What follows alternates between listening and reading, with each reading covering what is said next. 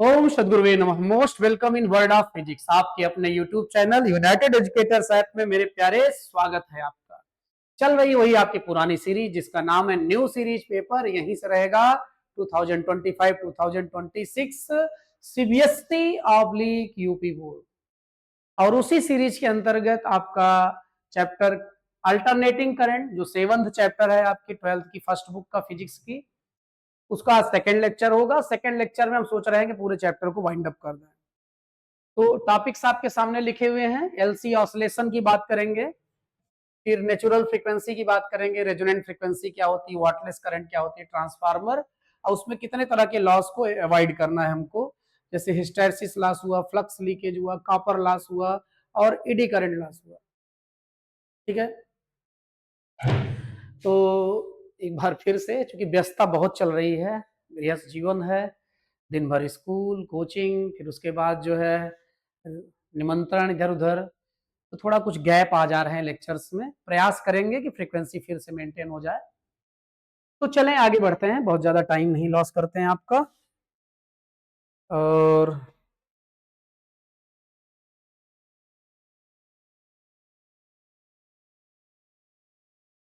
LC oscillation की बात करने जा रहे हैं। एल मतलब इंडक्टर, सी मतलब कैपेसिटर। ठीक है, और कैपेसिटर में जो एनर्जी स्टोर्ड होगी उसका फार्मूला होता है Q²/2C, आप ये जानते हैं। और एनर्जी जो स्टोर्ड होगी किसमें, किसमें, इंडक्टर में, 1/2LI², या इसको हमको B²/2 लिख सकते हैं। A into L, A is the cross section area of the inductor या solenoid and L is its length. ठीक है, तो ये डायग्राम इसलिए आपके सामने बने हुए हैं कि जिससे चीजें आपको थोड़ा इजिली क्या हो जाए, समझ में आ जाए। तो डायग्राम को थोड़ा बड़ा कर दे रहे हैं आपके सामने, फिर बाद में हम लोग छोटा करके भी बातें कर लेंगे। अब देखें, यहाँ कैपेसिटर आपका भी फुल चार्ज है। कैपेसिटर क्या है, फुल चार्ज है। तो ये प्लेट पूरी पूरी प्लस है, इधर वाली प्लेट क्या है, माइनस है। तो अभी जो टोटल एनर्जी है आपकी, वो इलेक्ट्रिकल एनर्जी की फॉर्म में है। किस फॉर्म में है, इलेक्ट्रिकल एनर्जी के फॉर्म में है। और मैग्नेटिक एनर्जी अभी क्या है, 0 है। और टोटल एनर्जी कितनी है, टोटल एनर्जी ये है। ठीक है, अब कैपेसिटर का जो प्लस एंड है, वहां से करंट चलेगी। करंट जिधर चलती है उसके अपोजिट इलेक्ट्रॉन चलते हैं, आप जानते ही हैं। और यहां से भी, यहां करंट इंटर करेगी, और करंट इंटर करेगी तो यहां से इलेक्ट्रॉन निकलेंगे। इलेक्ट्रॉन जब इस वाली प्लेट से निकलेंगे तो यहाँ माइनस कम हो जाएंगे, और यहां जब इलेक्ट्रॉन आएंगे तो इलेक्ट्रॉन प्लस के साथ पेयर बना बना के डिसअपियर हो जाएंगे। तो आप जरा देखिए, यहाँ पे पहले जितना चार्ज शो किया गया था कैपेसिटर की प्लेट्स पर, उसका हाफ शो किया गया है। और अब इलेक्ट्रिक करंट आ जाने के कारण, इलेक्ट्रिक करंट आ जाने के कारण मैग्नेटिक फील्ड भी आ गई होगी, तो मैग्नेटिक फील्ड भी यहां शो कर दी जा रही है। ठीक है, अब आप देखेंगे तो आपका जो इलेक्ट्रिकल एनर्जी है वो हाफ हो चुकी है। मैग्नेटिक एनर्जी जो पहले 0 थी अब 0 नहीं है, लेकिन टोटल एनर्जी अब भी वही है, टोटल एनर्जी। ठीक है, अब एक समय क्या होगा, कैपेसिटर फुली डिस्चार्ज हो चुका होगा, तो पूरी पूरी इलेक्ट्रिकल एनर्जी आपकी बदल चुकी होगी किसमें, मैग्नेटिक एनर्जी में। अब इलेक्ट्रिकल एनर्जी जो है वो 0 हो गई होगी। इलेक्ट्रिकल एनर्जी क्या हो गई होगी, 0 हो गई होगी। लेकिन मैग्नेटिक एनर्जी अब, टोटल इलेक्ट्रिक एनर्जी किसमें बदल चुकी है, मैग्नेटिक एनर्जी में। और टोटल एनर्जी अब भी उतना ही है जितना स्टार्टिंग में था। Energy conservation, pure inductor pure capacitor, power loss होगा ही नहीं, एनर्जी लॉस नहीं होगी, तो मामला मेंटेन है। अब जरा देखें, अब कैपेसिटर डिस्चार्ज हो चुका है। अभी आपका कैपेसिटर है, सेल काम कर रहा था, आप देख ही रहे थे। तो अब ये डिस्चार्ज हो चुका है, तो इसका मतलब अब करंट गायब होना चाहेगी। और करंट गायब होना चाहेगी तो फ्लक्स भी गायब होना चाहेगा। अब फ्लक्स जैसे ही गायब होना चाहेगा तुरंत इंड्यूस करंट आ जाएगी। ये ना गायब नहीं होना है, जो कुछ जैसे चल रहा है वैसे चले, कोई चेन नहीं, तो इंड्यूस करंट मजबूर कर देगी करंट को फिर उसी डायरेक्शन में चलने के लिए जिस डायरेक्शन में करंट चल रही थी। फिर से समझिएगा, कैपेसिटर फुल चार्ज था, इसका मतलब टोटल एनर्जी इलेक्ट्रिक एनर्जी के फॉर्म में थी, फुल चार्ज था तो फुल एनर्जी रही होगी इलेक्ट्रिक एनर्जी, और करंट वगैरह नहीं थी तो यहाँ मैग्नेटिक फील्ड भी नहीं रहा होगा, सोलेनोइड में मैग्नेटिक फील्ड नहीं रहा होगा, मैग्नेटिक एनर्जी जीरो रही। लेकिन इलेक्ट्रिकल एनर्जी और मैग्नेटिक एनर्जी का सम टोटल एनर्जी आपके सामने दिखाया गया। अब जो आपका ये सेल है, सेल क्या मतलब जो कैपेसिटर है, चार्ज कैपेसिटर, वो एज ए सेल काम कर देगा, ये करंट को सप्लाई कर देगा, तो प्लस वाले से क्या होगी, करंट चलेगी, और माइनस वाले में करंट इंटर करेगी, और करंट चल जाएगी, करंट आ गई, करंट आ गई तो मैग्नेटिक फील्ड आ गया होगा, तो मैग्नेटिक फील्ड दिखा दी गई है। और जब करंट प्लस से निकलेगी तो इसका मतलब इलेक्ट्रॉन उसके अपोजिट चलेगा तो इंटर करेगा, तो इलेक्ट्रॉन प्लस को साथ, प्लस को न्यूट्रल करके प्लस को गायब कर देगा, तो यहाँ देखो पॉजिटिव चार्ज कम हो गए, और यहां से करंट के अपोजिट इलेक्ट्रॉन चले तो यहाँ नेगेटिव चार्ज कम हो गए। इसका मतलब कैपेसिटर जो इतना पहले चार्ज था उसका हाफ हो गया, इसका मतलब जितनी एनर्जी पहले कैपेसिटर की रही होगी उसका हाफ हो गई, लेकिन अब मैग्नेटिक जीरो नहीं है, अब दोनों का सम फिर से क्या है, टोटल है। ठीक है, अब यहाँ पे आए, कैपेसिटर फुली डिस्चार्ज हो चुका है। कैपेसिटर फुली डिस्चार्ज होने का मतलब ये है कि इलेक्ट्रिकल एनर्जी जीरो हो चुकी है, अब पूरी की पूरी एनर्जी बदल चुकी है कि इसमें मैग्नेटिक एनर्जी में, मैग्नेटिक एनर्जी का डंबल आपको देखो बड़ा दिखाया जा रहा है, तो टोटल एनर्जी अब भी दोनों का सम, टोटल एनर्जी जितना यहाँ है उतना ही यहाँ है, उतना ही यहाँ है, टोटल एनर्जी में वेरिएशन नहीं हो रहा है, क्योंकि प्योर इंडक्टर है, प्योर कैपेसिटर है, तो एनर्जी लॉस नहीं होना चाहिए, तो एनर्जी कंजर्व होनी चाहिए, एनर्जी कंजर्व आपको दिखाया जा रहा है। अब यहाँ होता क्या है, जैसे कैपेसिटर डिस्चार्ज हो चुका है, करंट गायब होना चाहेगी, करंट गायब होगी तो फ्लक्स भी गायब होगा, अब फ्लक्स गायब होगा तुरंत इंड्यूस करंट आएगी ना, फ्लक्स गायब नहीं होना है, क्योंकि इंड्यूस करंट उस कारण का अपोज करती है जिसके कारण आई है, तो फ्लक्स गायब होने के कारण वो आएगी, और फ्लक्स को गायब नहीं होने देगी, वो कहेगी जो कुछ पहले जैसे चल रहा था वैसे चलने दो, कोई चेंज नहीं, करंट पहले भी ऐसे चल रही थी, करंट इंड्यूस करंट भी ऐसे ही चला देगी, इंड्यूस करंट ऐसे चल जाएगी तो इलेक्ट्रॉन उसके अपोजिट, इलेक्ट्रॉन उसके अपोजिट, तो लेकिन अभी आप यहां ना दिखाएं इसको,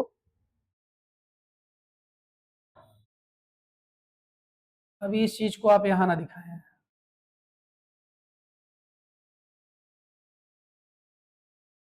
अब क्यों नहीं दिखाएंगे, पहले सर्किट पूरी कर देना, आप कह देंगे तार कट गया है।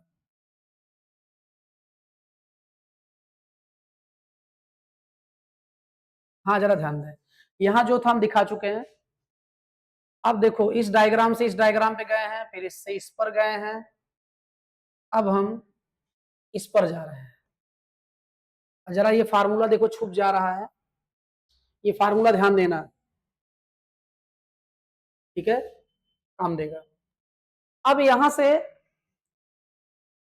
कैपेसिटर डिस्चार्ज होने के कारण करंट हटना चाहती है, तो मैग्नेटिक फील्ड भी हटना चाहेगा, मैग्नेटिक फील्ड हटना चाहेगा तो इंड्यूस करंट आ जाएगा, इंड्यूस करंट जिस कारण से है उसका अपोज करेगा, इसका मतलब वो कहेगा कि जैसे पहले था वैसे ही सब रहे, कोई चेंज नहीं, इसका मतलब करंट पहले भी ऐसे चल रही थी, अब भी इंड्यूस करंट ऐसे ही चलाएगी उसको, करंट अब भी ऐसे ही चलेगी, क्योंकि इंड्यूस करंट करंट को गायब नहीं होने देगी, और करंट यदि ऐसे ही चलेगी तो इलेक्ट्रॉन उसके अपोजिट ऐसे ही चलेंगे, और इलेक्ट्रॉन यहां से निकलेंगे तो यहाँ प्लस होने लगेगा, और इलेक्ट्रॉन यहां आएंगे तो यहाँ माइनस होने लगेगा, और धीरे धीरे जैसे जैसे प्लस बढ़ता जाएगा वैसे वैसे इलेक्ट्रॉन के मूवमेंट में अपोज होने लगेगा, इधर इलेक्ट्रॉन जब आएगा तो अब ये दो माइनस अपोज करेंगे, फिर अगला इलेक्ट्रॉन आएगा तीन माइनस अपोज करेंगे, अगला आएगा चार, इसका मतलब इलेक्ट्रॉन के मूवमेंट में अब अपोज होगा तो करंट कम होगी, करंट कम होगी तो ये मैग्नेटिक फील्ड भी क्या होनी चाहिए, कम होनी चाहिए। तो आप क्या देख रहे हैं, आप देख रहे हैं फिर से इलेक्ट्रिकल एनर्जी और मैग्नेटिक एनर्जी फिर से हाफ हाफ हो गई, लेकिन टोटल एनर्जी अब भी वही है, ठीक है, और एक समय कैपेसिटर आपका फिर से क्या हो जाएगा, फुल चार्ज हो जाएगा। कैपेसिटर फुल चार्ज होने का मतलब है कि अब वो करंट को ब्लॉक कर देगा, मतलब इलेक्ट्रॉन के मूवमेंट को बंद कर देगा, क्योंकि दो चार्ज, दो माइनस आया था, तो जब तीसरा इलेक्ट्रॉन आएगा दो माइनस अपोज करेंगे, चौथा आएगा तीन माइनस अपोज करेंगे, पांचवा आएगा तो चार माइनस अपोज करेंगे, तो अपोज धीरे धीरे बढ़ता जाएगा, एक समय इलेक्ट्रॉन का मूवमेंट बंद हो जाएगा, तो करंट भी बंद हो जाएगी। करंट बंद हो जाएगी तो यहां से फ्लक्स गायब हो चुका होगा। अब पूरी की पूरी एनर्जी किसमें बदल चुकी है आपकी, पूरी की पूरी एनर्जी एक बार फिर से इलेक्ट्रिकल एनर्जी में बदल चुकी है। रोमांटिक एनर्जी फिर से क्या हो चुकी है, 0, लेकिन टोटल अब भी वही है। ठीक है, अब यहां क्या होता है आपका अब यहां आपका इधर प्लस हो गया, इधर माइनस हो गया, इधर से करंट चलेगी और यहां इंटर करेगी करंट, और करंट जब चलेगी तुरंत फिर से मैग्नेटिक फ्लक्स आ जाएगा, और करंट इधर चलेगी उसके अपोजिट क्या चलेंगे, इलेक्ट्रॉन्स चलेंगे। इसका मतलब इलेक्ट्रॉन यहां से निकलेंगे, हम इलेक्ट्रॉन यहां से निकलेंगे तो यहां माइनस कम होने लगेगा, और इलेक्ट्रॉन यहां यदि आएंगे तो प्लस को न्यूट्रल करने लगेंगे, वो तो प्लस भी गायब होने लगेगा। फिर से क्या हो गया, इलेक्ट्रिक एनर्जी भी हाफ हो गई और मैग्नेटिक एनर्जी भी हाफ हो गई, लेकिन टोटल अब भी वही है। आगे बढ़ते हैं।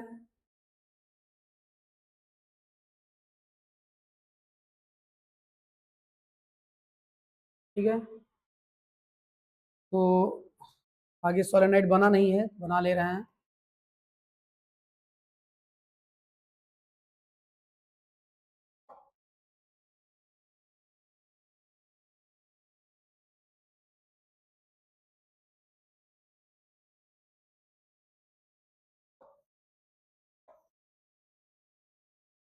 हाँ देखिएगा, अब एक समय ऐसा होगा कि कैपेसिटर आपका क्या हो चुका होगा, फिर से डिस्चार्ज हो चुका होगा, और फिर से डिस्चार्ज हो चुका होगा तो पूरी पूरी इलेक्ट्रिकल एनर्जी किसमें बदल चुकी होगी, मैग्नेटिक एनर्जी में बदल चुकी होगी। तो इलेक्ट्रिकल इस बार 0 हो चुकी होगी फिर से, लेकिन मैग्नेटिक में टोटल टोटल कन्वर्ट हो चुकी होगी, तो टोटल एनर्जी अब भी चेंज नहीं होगा। अब कैपेसिटर डिस्चार्ज हो चुका है, कैपेसिटर चाहेगा कि करंट क्या हो जाए, रुक जाए, क्योंकि डिस्चार्ज हो चुका है, करंट का फ्लो बंद हो जाएगा, लेकिन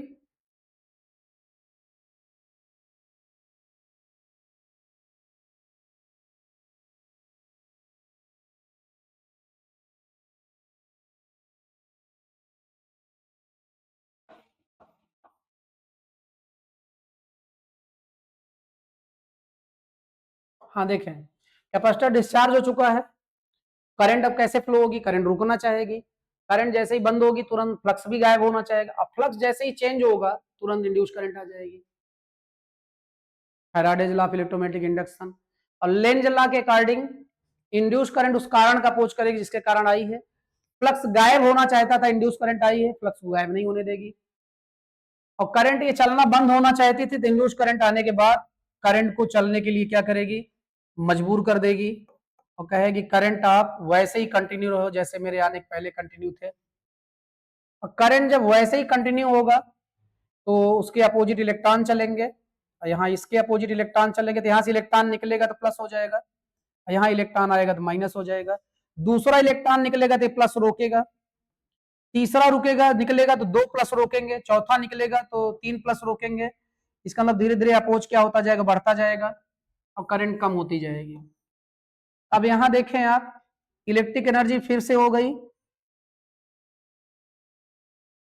मैग्नेटिक एनर्जी हाफ हो गई पहले से, लेकिन टोटल अब भी वही है।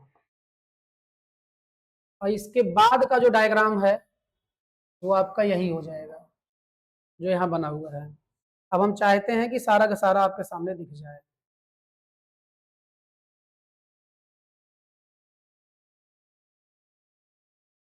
ठीक, जरा देखें आप, तो ये 2 और थे, चले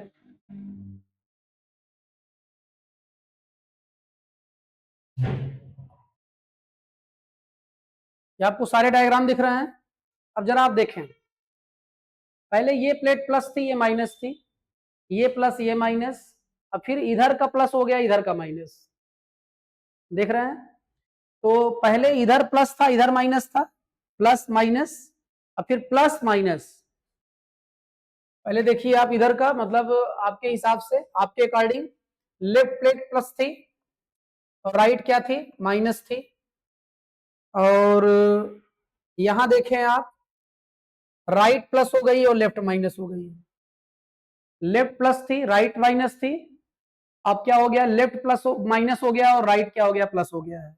इसका मतलब कभी ये प्लेट प्लस है, ये माइनस है, कभी ये प्लस हो रही है, ये माइनस हो रही है, plus minus plus minus plus minus plus minus, ये चीज चेंज हो रही है। प्लेट की पोलर चार्ज की पोलरिटी लगातार चेंज हो रही है। और जरा देखें, शुरू में इलेक्ट्रिकल एनर्जी का डंबल हाई पे था, फिर दोनों बराबर हो गए यहाँ पे आके, फिर इलेक्ट्रिक का नीचे हो गया, मैग्नेटिक का ऊपर हो गया, फिर दोनों बराबर हो गए, इलेक्ट्रिक का ऊपर हो गया, मैग्नेटिक नीचे, फिर दोनों बराबर हो गए, फिर आपने देखा मैग्नेटिक का ऊपर हो गया, इलेक्ट्रिक का। अब जरा देखें यहां हो क्या रहा है, इलेक्ट्रिक पहले ज्यादा था, मैग्नेटिक कम, फिर दोनों बराबर हो गए, फिर मैग्नेटिक ज्यादा हो गया। तो आप देखिए यहाँ पे, ये ऐसे डायग्राम आप क्रम से देखते जाइएगा। और ये आपका यहाँ पर मैग्नेटिक एनर्जी है, ये मैग्नेटिक एनर्जी है। हाँ ध्यान दें, पहले इलेक्ट्रिकल एनर्जी ज्यादा थी, मैग्नेटिक कम थी, अब दोनों बराबर हुई अगले डायग्राम में। फिर मैग्नेटिक ज्यादा हो गई, फिर दोनों बराबर हो गई, फिर इलेक्ट्रिक ज्यादा हो गई, फिर दोनों बराबर हो गई, फिर मैग्नेटिक ज्यादा हो गई। ये क्रम लगातार चल रहा है। इसका मतलब इलेक्ट्रिकल एनर्जी और मैग्नेटिक एनर्जी के डंबल्स बराबर उछल रहे हैं। ठीक है, करंट की डायरेक्शन जरा देखें।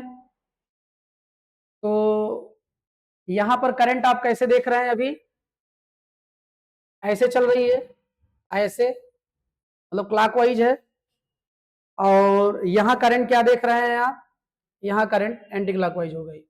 करंट भी पहले ऐसे चल रही है, फिर ऐसे चल रही है, फिर ऐसे चल रही है, फिर ऐसे चल रही है। एनर्जी के डंबल्स भी ऑसिलेट करते हुए दिख रहे हैं और करंट भी आपकी ऑसिलेट करती हुई दिख रही है। और कैपेसिटर के प्लेट्स की पोलरिटी भी आपको ऑसिलेट करती हुई दिख रही है।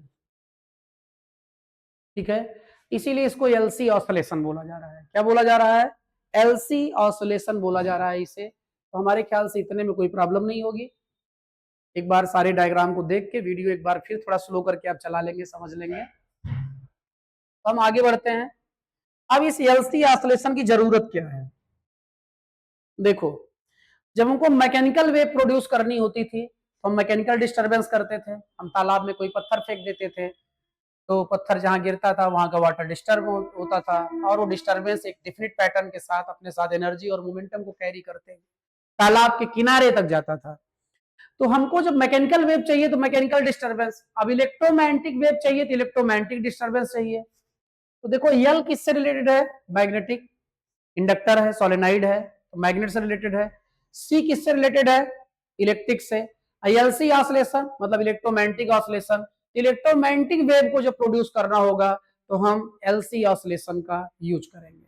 इसका यूज करेंगे, एलसी ऑसिलेशन का यूज करेंगे। अब जरा यहां देखें आप, अब यदि प्योर इंडक्टर था और प्योर कैपेसिटर था यहाँ पे, तो यहां यदि कोई रेजिस्टेंस नहीं था, प्योर इंडक्टर प्योर कैपेसिटर मतलब रेजिस्टेंस नहीं था, तो रेजिस्टेंस नहीं था तो इसका सीधा सा मतलब है कि दोनों एक दूसरे को कैंसिल कर रहे होंगे। अब दोनों एक दूसरे के कैंसिल करेंगे तो नेट क्या आना चाहिए, जीरो आना चाहिए। तो आपका L D I by D T plus Q by C बराबर क्या होना चाहिए, जीरो होना चाहिए। ये कहां से लिखा जा रहा है, किरचॉफ्स वोल्टेज। ये आपका इंड्यूस्ड ईएमएफ होगा प्लस ये आपका कैपेसिटर का वोल्टेज होगा बराबर जीरो। यहां से इसको देखा जाए तो आप L D by D T, I को लिख सकते हैं आप D Q by D T, rate of flow of charge known as current, plus Q by C है बराबर जीरो। इसे आप चाहें तो D two Q by D T square plus 1 L C into Q is equal to zero आप लिख सकते हैं। यल से डिवाइड कर दिया, यहाँ यल से डिवाइड किया, यल कैंसिल हो गया, यल से डिवाइड किया तो यल आ गया डिनोमिनेटर में, यहाँ यल से डिवाइड किया तो 0। ठीक, अब ऐसा क्यों किया गया? क्योंकि आप जानते हैं आई इज इक्वल टू क्या होता है, D Q by D T. ये डबल ऑर्डर का डिफरेंशियल इक्वेशन आ गया किसका? एलसी ऑसिलेशन का। किसका? एलसी ऑसिलेशन का। अब हमको एलसी ऑसिलेटर की नेचुरल फ्रीक्वेंसी चाहिए। क्या चाहिए? एलसी ऑसिलेटर की नेचुरल फ्रीक्वेंसी चाहिए हमको। तो आप जरा देखें, कभी आप ये पढ़ रखे हैं x is equal to a cos omega t plus five, पढ़े होंगे आप। इसको डिफरेंशिएट कर दो, dx by D t is equal to minus a omega sine omega t plus five. अब इसको फिर से डिफरेंशिएट कर दो आप, ये हो जाएगा आपका D two x by D T square, ये हो जाएगा माइनस ए ओमेगा, इसको डिफरेंशिएट करोगे तो फिर से आ जाएगा omega cos omega t plus five. ठीक है, ये हो जाएगा आपका D two x by D T square is equal to minus omega square a cos omega t plus five. इतने की जगह पे आप x लिख सकते हैं, ये हो जाएगा आपका D two x by D T square is equal to minus omega square. इसकी जगह पे क्या लिख सकते हैं आप? x लिख सकते हैं। तो ये हो गया आपका D two x by D T square और plus omega square X is equal to 0। ये सिंपल हार्मोनिक मोशन का डबल ऑर्डर डिफरेंशियल इक्वेशन है, जो कि आप 11 में ऑसिलेशन वेव चैप्टर में पढ़ के आए हैं। ठीक है, इसको फिर से क्यों सॉल्व कर दिए? क्योंकि हमें भरोसा है आप बढ़िया से पढ़ के आए हैं 11। ठीक है, तो ये जब simple harmonic motion x axis के अलोंग होता था तो ये इक्वेशन था, वाई के अलोंग में y is equal to a sine omega t plus five रहता था। तो इसको हम डिफरेंशिएट कर दिए, आपके सामने ये रिजल्ट है। अब इन दोनों इक्वेशन को जरा आप कंपेयर कर दो, तो देखो जरा आप Q की जगह पे क्या लिखा दिख रहा है? x दिख रहा है। इस कंपैरिजन में जो आप देख रहे हैं, जहां Q लिखा है उस जगह पे यहां क्या दिख रहा है? x दिख रहा है। ठीक है, D square by D T square यहां भी है, D square by D T square यहां भी लिखा है। तो अब यहाँ x के इंटू में ओमेगा स्क्वायर है, तो यहाँ x के इंटू में ओमेगा स्क्वायर होना चाहिए। तो ओमेगा स्क्वायर बराबर यहां से आ जाएगा 1 अपान एल सी, या ओमेगा इज इक्वल टू आ जाएगा 1 अपान रूट एल सी। इसी को हम लोग नेचुरल फ्रीक्वेंसी बोलेंगे। और ओमेगा इज इक्वल टू आप जानते हैं 2 पाई एफ होता है, इज इक्वल टू हो जाएगा ये 1 अपान रूट एल सी, या implies that f is equal to 1 upon 2 pi root L C. ये नेचुरल फ्रीक्वेंसी हो गई, ये नेचुरल एंगुलर फ्रीक्वेंसी हो गई जो आपके सामने है। ठीक है, तो कैसे निकला आप जान ही रहे हैं, double order differential equation simple harmonic motion से इसको कंपेयर कर दिया गया, और ओमेगा स्क्वायर के प्लेस पे जो लिखा था यहाँ पे वही ओमेगा स्क्वायर के बराबर हो गया। अब आप कह सकते हैं कि सर ऐसे कैसे मान लें जो आप कंपेयर कर दिए? तो देख बेटा, आपको याद होगा कि हम यक्स को यहां क्यू से कंपेयर कर रहे हैं, इसका मतलब क्यू ही क्या है? यक्स है। ठीक है, अब आप D Q by D T कर दें, क्या ही हो गया, और यहां dx बाई डी टी कर दें, ये क्या हो गया? v हो गया। ये भी कंपेयर कर सकते हैं आप। ठीक है, क्यों प्यारे? अब जो है आप 1 अपान 2 एम वी स्क्वायर पढ़े हो, काइनेटिक एनर्जी का फार्मूला, तो यहां आप पढ़े हो 1 अपान 2 एल आई स्क्वायर। तो यहां से देखा जाए तो यल कंपेयर हो गया किससे? एम से। देखो अभी Q किससे कंपेयर हुआ? x से, यहां Q और x लिख दिया गया। D Q by D T आई होता है, D x by D T V, इसका मतलब आई और वी से कंपेयर होना चाहिए। जरा देखा जाए तो 1/2 एल आई स्क्वायर यहाँ है, 1/2 एम वी स्क्वायर यहाँ है, आई स्क्वायर की जगह पे यहाँ वी स्क्वायर आ रहा है, इसका मतलब आई वी से रिप्लेस हो रहा है। ये ट्रांसलेशनल इनर्शिया है मास, तो ये आपका इंडक्टेंस है, सेल्फ इंडक्टेंस, और इंडक्टेंस भी क्या करता है, एज ए इनर्शिया, मतलब चेंज का अपोज करता है। तो एम और एल कंपेयर हो गए, एम और एल कंपेयर हो गए। और आगे बढ़ेंगे तो यहां आप F is equal to M A या F is equal to M D V by D T पढ़े हैं, क्यों ऐसा है? तो आप यहां E is equal to minus L D I by D T ला चुके हैं। अब जरा देखो, आप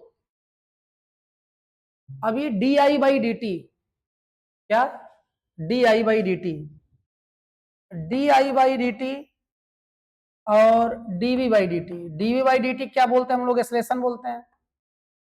इसका मतलब D I by D T किससे कंपेयर हो रहा है, एक्सलेशन से। तो अब देखा जाए तो ये लिखा है एक्सलेशन की जगह पे, और ये लिखा है मास की जगह पे, मास की जगह पे एल लिखा है, और एक्सलेशन की जगह पे D I by D T लिखा है। इसका मतलब ये मास है, ये एक्सलेशन है। मास इनटू एक्सलेशन क्या होता है, फोर्स होता है। इसीलिए इसे हम इंड्यूस्ड ईएमएफ बोलते हैं, इलेक्ट्रोमोटिव फोर्स, क्योंकि ये एनालॉग है किसका, फोर्स का, इसीलिए इलेक्ट्रोमोटिव फोर्स बोला जाता है। इसका मतलब इधर कंपेयर करना ठीक है भाई, ईएमएफ की यूनिट वोल्ट होती है। अब वोल्ट मतलब होता है जूल पर कूलम, जूल पर कूलम। तो यदि हम उसको ईएमएफ को इलेक्ट्रोमोटिव फोर्स कर रहे हैं तो यूनिट न्यूटन होनी चाहिए, लेकिन यूनिट तो वोल्ट है या जूल पर कूलम है, लेकिन फिर भी इलेक्ट्रोमोटिव फोर्स क्यों कहते हैं उसे, तो उसका कारण आज पता चल रहा है आपको, क्योंकि एनालॉग है फोर्स का, इसलिए इसे इलेक्ट्रोमोटिव फोर्स बोलते हैं। ठीक है, ये कंपेयर ठीक है। नेचुरल फ्रीक्वेंसी आपकी आ गई यहाँ पे, omega is equal to 1/√LC। ठीक है, अब आगे बढ़ते हैं। हमने आपने इंपेडेंस का फार्मूला निकाला था, वो आया था XL माइनस XC का whole square plus R square, ये आया था इंपेडेंस का फार्मूला। ठीक है, हम I is equal to V by Z जानते हैं,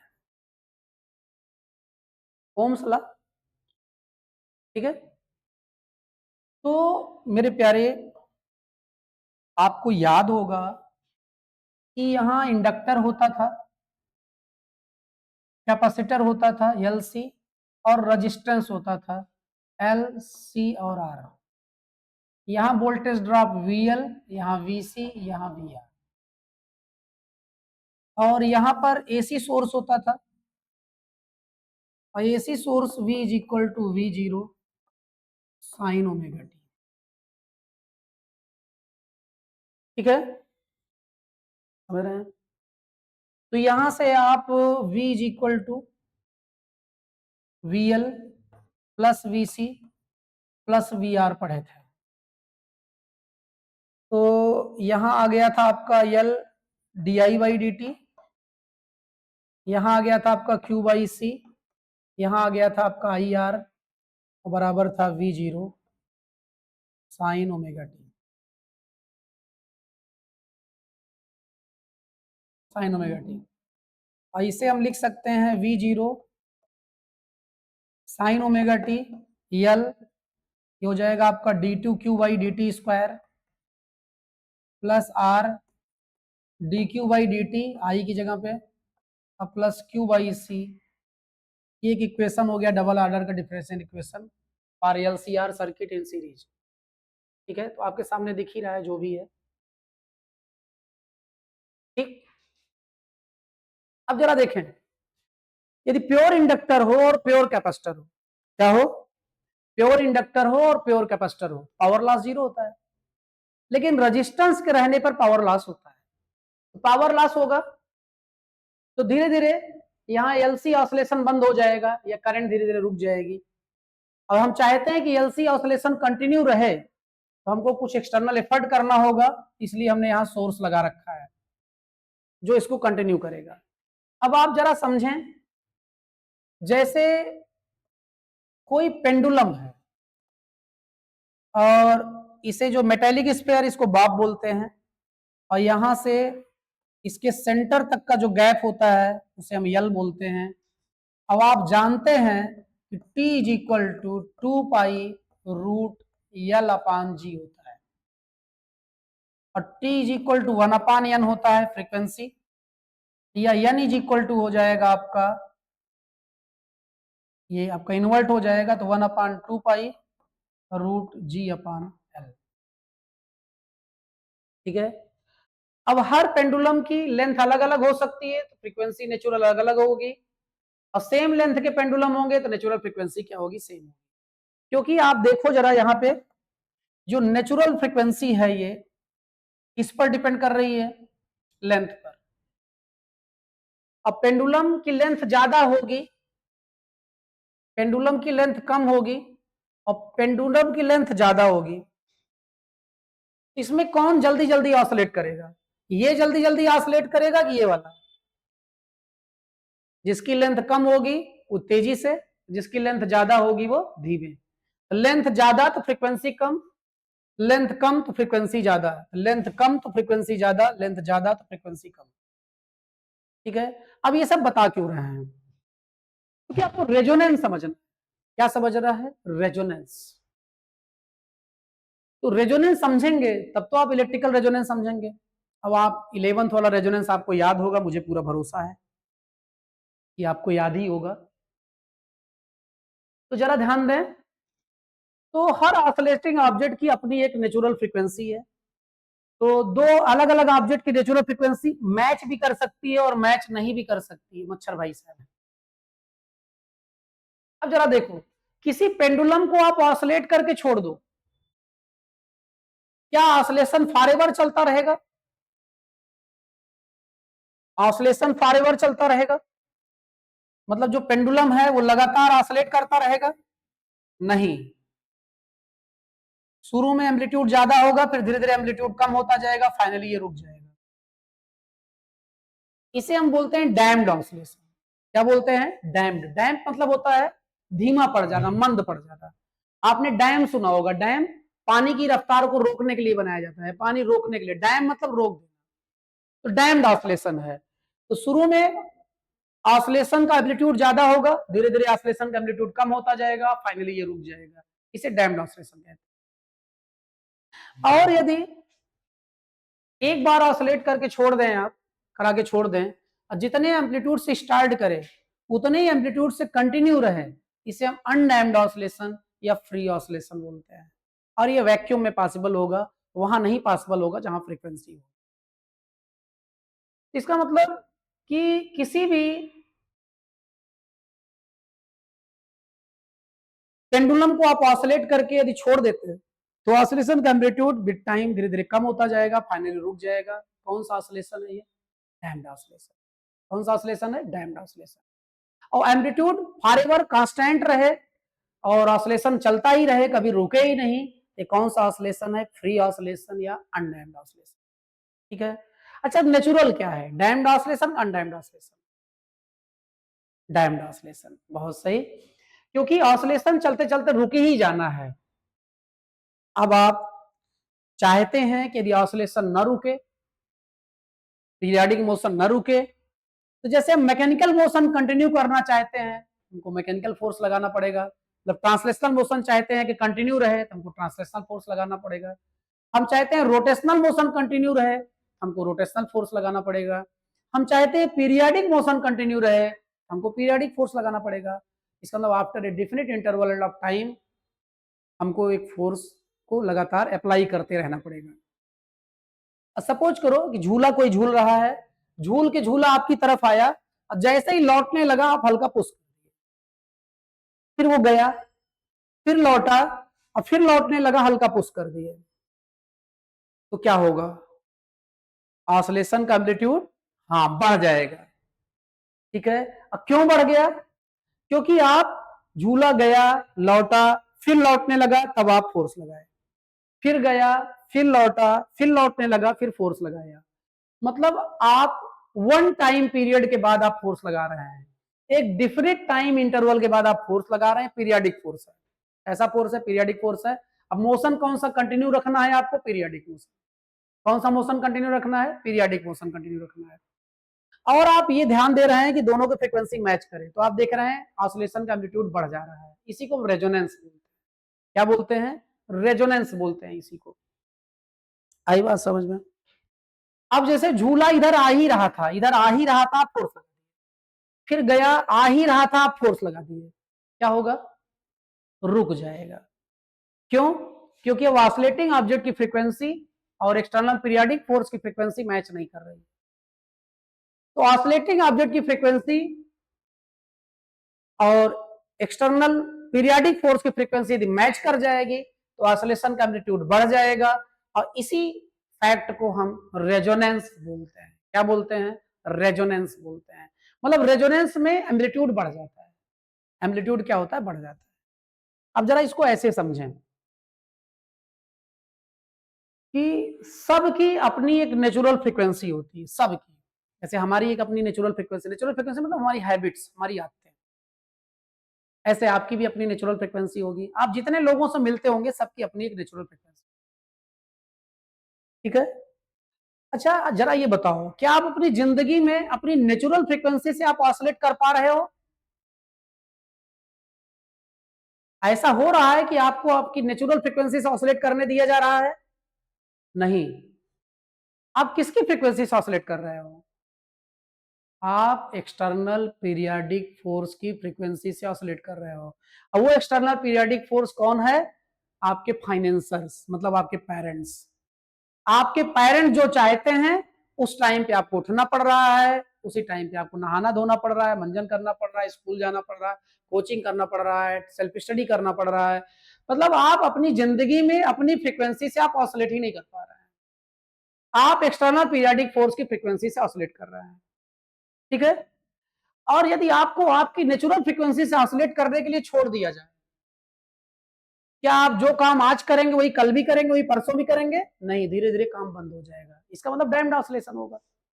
अब ऑसिलेशन रुके नहीं, इसलिए एक्सटर्नल पीरियोडिक फोर्स की जरूरत है। तो एक्सटर्नल पीरियोडिक फोर्स कौन है? आपके मम्मी पापा हैं। अब इसमें दो बातें होती हैं। अब जो आप करना चाहते हैं, मतलब जो आपकी फ्रीक्वेंसी है, वही आपके एक्सटर्नल पीरियोडिक फोर्स, मतलब मम्मी पापा की भी फ्रीक्वेंसी वही हो, जो आप करना चाहते हो वही कराना चाहते हैं। आप बायो से आगे पढ़ के मेडिकल लाइन में जाना चाहते हैं, पापा भी चाहते हैं बायो से पढ़ के मेडिकल लाइन में जाओ, तो एक्सटर्नल पीरियोडिक फोर्स की फ्रीक्वेंसी और आपकी फ्रीक्वेंसी मैच कर गई, रेजोनेंस। रेजोनेंस आ जाएगा तो वर्किंग एम्पलीट्यूड बढ़ जाएगा, आपका आउटपुट बढ़ जाएगा, आप भी खुशी से काम करेंगे, घर में कोई टेंशन ही नहीं होगा। लेकिन जरा सपोज करो आप क्रिकेट खेल के अपनी जिंदगी में नाम बनाना चाहते हैं, ये आपकी नेचुरल फ्रीक्वेंसी है। अब आपका फाइनेंसर, मतलब एक्सटर्नल पीरियोडिक फोर्स जो है, वो ये चाहता है कि आप आईआईटी करो, दोनों फ्रीक्वेंसी मैच नहीं की। अब क्या आप खुशी खुशी रोज काम करोगे? आउटपुट बढ़िया होगा? आउटपुट कम हो जाएगा, एम्पलीट्यूड कम हो जाएगा। क्यों कम हो गया? क्योंकि एक्सटर्नल पीरियोडिक फोर्स की फ्रीक्वेंसी और आपकी फ्रीक्वेंसी मैच नहीं की, और घर में तनाव भी रहेगा। इसका मतलब एक्सटर्नल पीरियोडिक फोर्स की फ्रीक्वेंसी मैच करेगी तो ऑसिलेशन का एम्पलीट्यूड बढ़ जाएगा, आउटपुट बढ़ जाएगा। मैच नहीं करेगी तो ऑसिलेशन का एम्पलीट्यूड कम हो जाएगा। इतनी बात समझ में आ रही है? तो रेजोनेंस कब बोला जाएगा? जब ऑसिलेटिंग ऑब्जेक्ट की फ्रीक्वेंसी एक्सटर्नल पीरियोडिक फोर्स की फ्रीक्वेंसी मैच कर जाएगी या इंटीग्रल मल्टीपल होगी, इस सिचुएशन को हम रेजोनेंस बोलेंगे, ठीक है। अब जरा देखो, हर चीज की अपनी एक नेचुरल फ्रीक्वेंसी होती है। आपने सुन रखा होगा कि आर्मी ब्रिज पर अपने नियम के अकॉर्डिंग नहीं चलती है। आर्मी के चलने का नियम क्या आप जानते ही हैं, सबका राइट लेग एक साथ ऊपर, सबका राइट लेग नीचे, लेफ्ट ऊपर लेफ्ट नीचे, ऐसे चलते हैं। कहीं ऐसे ही चलने लगे वो ब्रिज पर, और कहीं उनके चलने की जो फ्रीक्वेंसी है वो ब्रिज की फ्रीक्वेंसी से मैच कर गई, तो ब्रिज की फ्रीक्वेंसी से मैच कर गई तो रेजोनेंस हो जाएगा। ब्रिज ज्यादा एम्पलीट्यूड से ऑसिलेट करेगा और ब्रिज टूट सकता है। इसीलिए ब्रिज पर आर्मी अपने रूल के अकॉर्डिंग नहीं चलती। ठीक है। अब घर में देखो, घर में टेबल पे एक प्लेट रखा है, क्या रखा है, प्लेट रखा है, और अपने कमरे के आप खिड़की दरवाजा सब बंद कर दिए और चला दिए म्यूजिक सिस्टम, और प्लेट के पास गए, मेटेलिक प्लेट थी, वहां कान लगाए, आपको वाइब्रेशन सुनाई दे रहा है, गनगनाहट सुनाई दे रही है, ठीक है, तो उसकी भी अपनी एक नेचुरल फ्रीक्वेंसी है, वो ऑसिलेट कर रहा है। अब हमने क्या किया, म्यूजिक सिस्टम के एम्पलीट्यूड को क्या कर रहा है, बढ़ा रहा है, उसकी फ्रीक्वेंसी बढ़ा रहा है। अब एक समय ऐसा होगा कि जो आपका म्यूजिक सिस्टम है उसकी फ्रीक्वेंसी और जो प्लेट है उसकी फ्रीक्वेंसी जब मैच कर जाएगी तो रेजोनेंस की कंडीशन आएगी, और रेजोनेंस की कंडीशन आएगी, जो प्लेट अभी वाइब्रेट करती हुई दिख नहीं रही थी, कान लगा के एहसास करना पड़ रहा था, अब वाइब्रेशन दिखेगा। और खिड़की दरवाजा यदि बंद है तो ग्लास जो है जो खिड़की का वो टूट सकता है, क्यों, क्योंकि ग्लास भी की फ्रीक्वेंसी यदि म्यूजिक सिस्टम की फ्रीक्वेंसी मैच कर गई तो ऑसिलेशन का एम्पलीट्यूड बढ़ जाएगा और ग्लास टूट सकता है, ठीक है, ये तो वहां हो गया। और चले स्कूल में, आपकी क्लास में हम अक्सर देखते हैं स्कूल में पढ़ाते समय हर सीट का अपना एक कॉम्बिनेशन होता है, किसी सीट पे जो 3-4 बच्चे आज बैठे हैं वो कल भी बैठेंगे, परसों बैठेंगे, मतलब रोज, तो अलग अलग ग्रुप बने हुए हैं क्लास में, ठीक है, उसमें से किसी एक ग्रुप को उठाओ आप, और उसमें देखो सबकी आदतें एक जैसी होगी, ना पढ़ने वाले होंगे तो सब ना पढ़ने वाले होंगे, पढ़ने वाले होंगे तो सब पढ़ने वाले होंगे, मस्ती करने वाले होंगे तो सब मस्ती करने वाले होंगे। इसका मतलब दोस्तों का जो ग्रुप है वो बन ही इस पे रहा है कि उनकी फ्रीक्वेंसी मैच कर रही है तो दोस्ती का बॉन्ड स्ट्रांग है, फ्रीक्वेंसी मैच नहीं कर रही है तो दोस्ती का बॉन्ड वीक है। अच्छा, कभी कभी आप सुने होंगे लंगोटिया यार है, मतलब ऐसे दोस्त जो मतलब कि एक दूसरे के लिए जान दे दें, तो इसका मतलब उनमें दोस्ती का बॉन्ड बहुत स्ट्रांग है। अब क्यों स्ट्रांग है जरा देखो, दोनों की फ्रीक्वेंसी, दोनों की आदतें एकदम एक जैसी, आई बात समझ में, तो दोस्ती वगैरह भी ऐसे ही। अब जरा देखें आप, जैसे आप जब कभी टीवी को ट्यून करते हो, टीवी को जैसे कोई पर्टिकुलर चैनल चलाते हो, ऐसा लगता है कि वही चैनल आ रहा है, बाकी दूसरे चैनल आ ही, ये रेजोनेंस के एप्लीकेशंस बता रहे हैं आपको, दोस्ती में घुस गया, आपके घर में घुस गया, आपकी लाइफ में घुस गया। अब हम ये देखने जा रहे हैं कि किसी टीवी पे जब आप कोई चैनल ट्यून करते हैं तो ऐसा लगता है कि वही चैनल आ रहा है, बस बाकी चैनल आ ही नहीं रहे हैं, और दूसरा ट्यून करें तो ऐसा लगता है जो पहले चल रहा था वो नहीं आ रहा है, अब यही आ रहा है जो आप ट्यून कर दिए। अब होता क्या है, अब होता यह है कि जैसे अब बाहर से बहुत सारे सिग्नल आपके सेटअप बॉक्स तक आ रहे हैं, आपके डिश एंटीना के थ्रू, केबल के थ्रू सेटअप बॉक्स में आ रहे हैं। अब जिसको आप अलाउ कर रहे हैं वो तो अंदर चला रहा है, और जिसको अलाउ नहीं कर रहे हैं वो बाहर रुक रहा है। अब अलाउ से क्या मतलब है, आप ऐसे समझो कि 15-20 लोग हैं, ठीक है, और उनको एक, उनके दोस्त, उनके दुश्मनों का एक बहुत बड़ा ग्रुप उनको घेर लिया है, ठंडी की रात के 10-11 बजे, ठंडी की रात के, विंटर सीजन है, ठंडी के समय के रात के 10-11 बजे वो उनके दोस्तों का जो एक बड़ा सा ग्रुप है उन 10-12 बच्चों को मार रहा है, किसी तरह मौका पाए, और आपके वो घर के की ओर से भगे तो आपके घर का दरवाजा खटखटा रहा है, भैया खोल दे बचाए ले, भैया खोल दे बचाए ले, भैया खोल दे बचाए ले, वो 15 के 15 लोग आपके घर को, दरवाजे को नॉक कर रहे हैं। क्या आप 15 के लिए दरवाजा खोल देंगे, क्या आप किसी के लिए नहीं खोलेंगे, हाँ, दरवाजा किसके लिए खोल देंगे, जिसकी आवाज सुन के आपको लगेगा कि ये तो मेरा जिगरी दोस्त है, तो उसके लिए दरवाजा खोल के अंदर ले लेंगे, बाकी को बाहर छोड़ देंगे। इसका मतलब अंदर वाले की फ्रीक्वेंसी बाहर जो दोस्त खटखटा रहा था उससे जब मैच कर जाएगी तो दरवाजा खुल जाएगा, वो अंदर आ जाएगा, और जिनसे मैच नहीं करेगी वो बाहर रहेगा। यही कॉन्सेप्ट आपके रिमोट का है।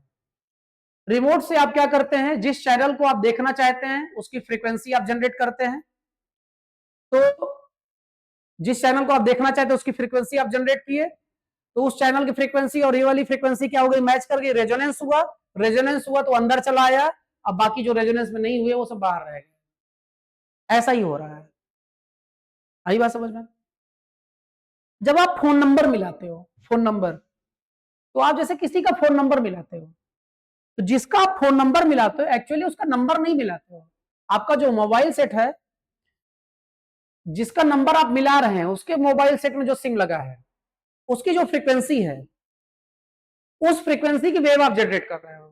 वो वेव टावर से आने वाली कैरियर वेव रिसीव करती है, अब वो वहां ले जाती है जहां आपका दोस्त है, फिर उस एरिया में क्या करती है, सिग्नल को स्प्रेड कर देती है।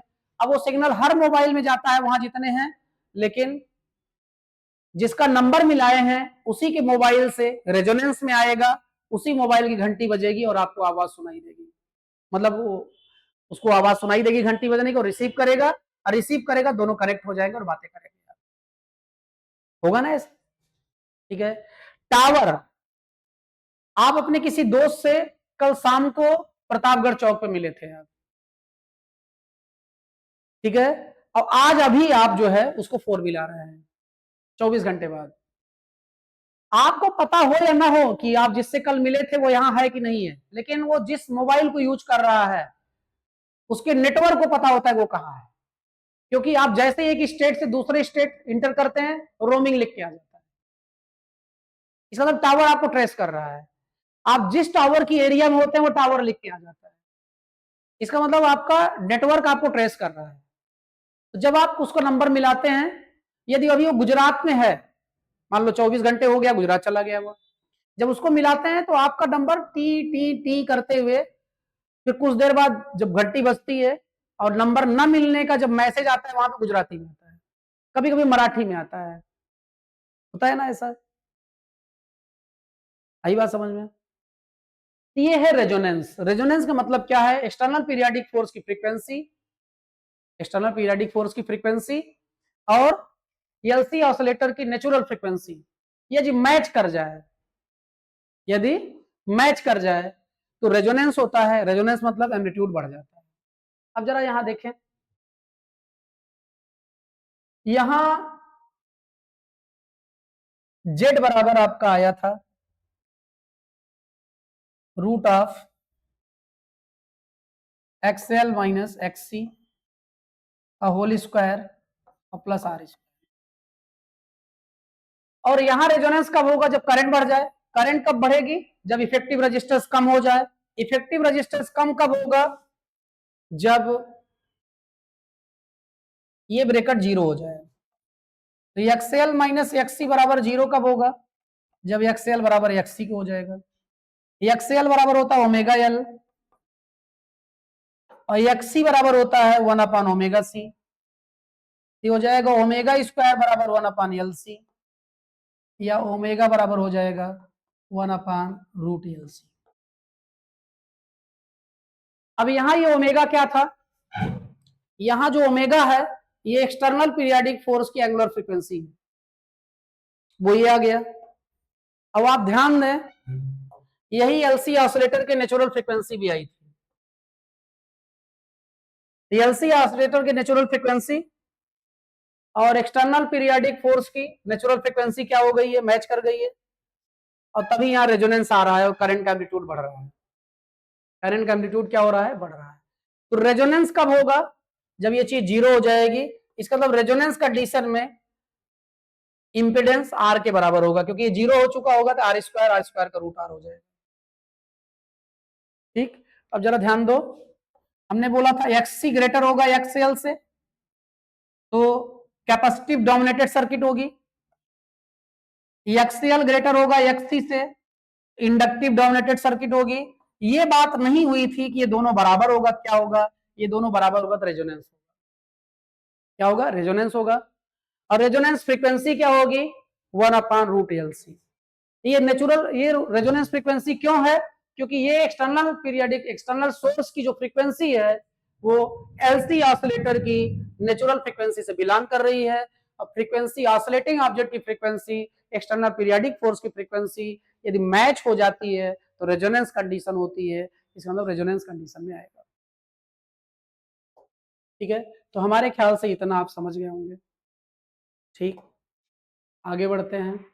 यहाँ कुछ न्यूमेरिकल्स वगैरह लिए गए हैं, यदि आज नहीं भी हो पाते हैं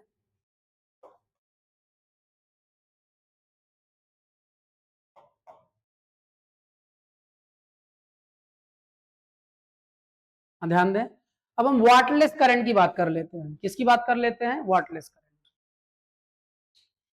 जब आपका प्योर इंडक्टर था, क्या था, प्योर इंडक्टर था,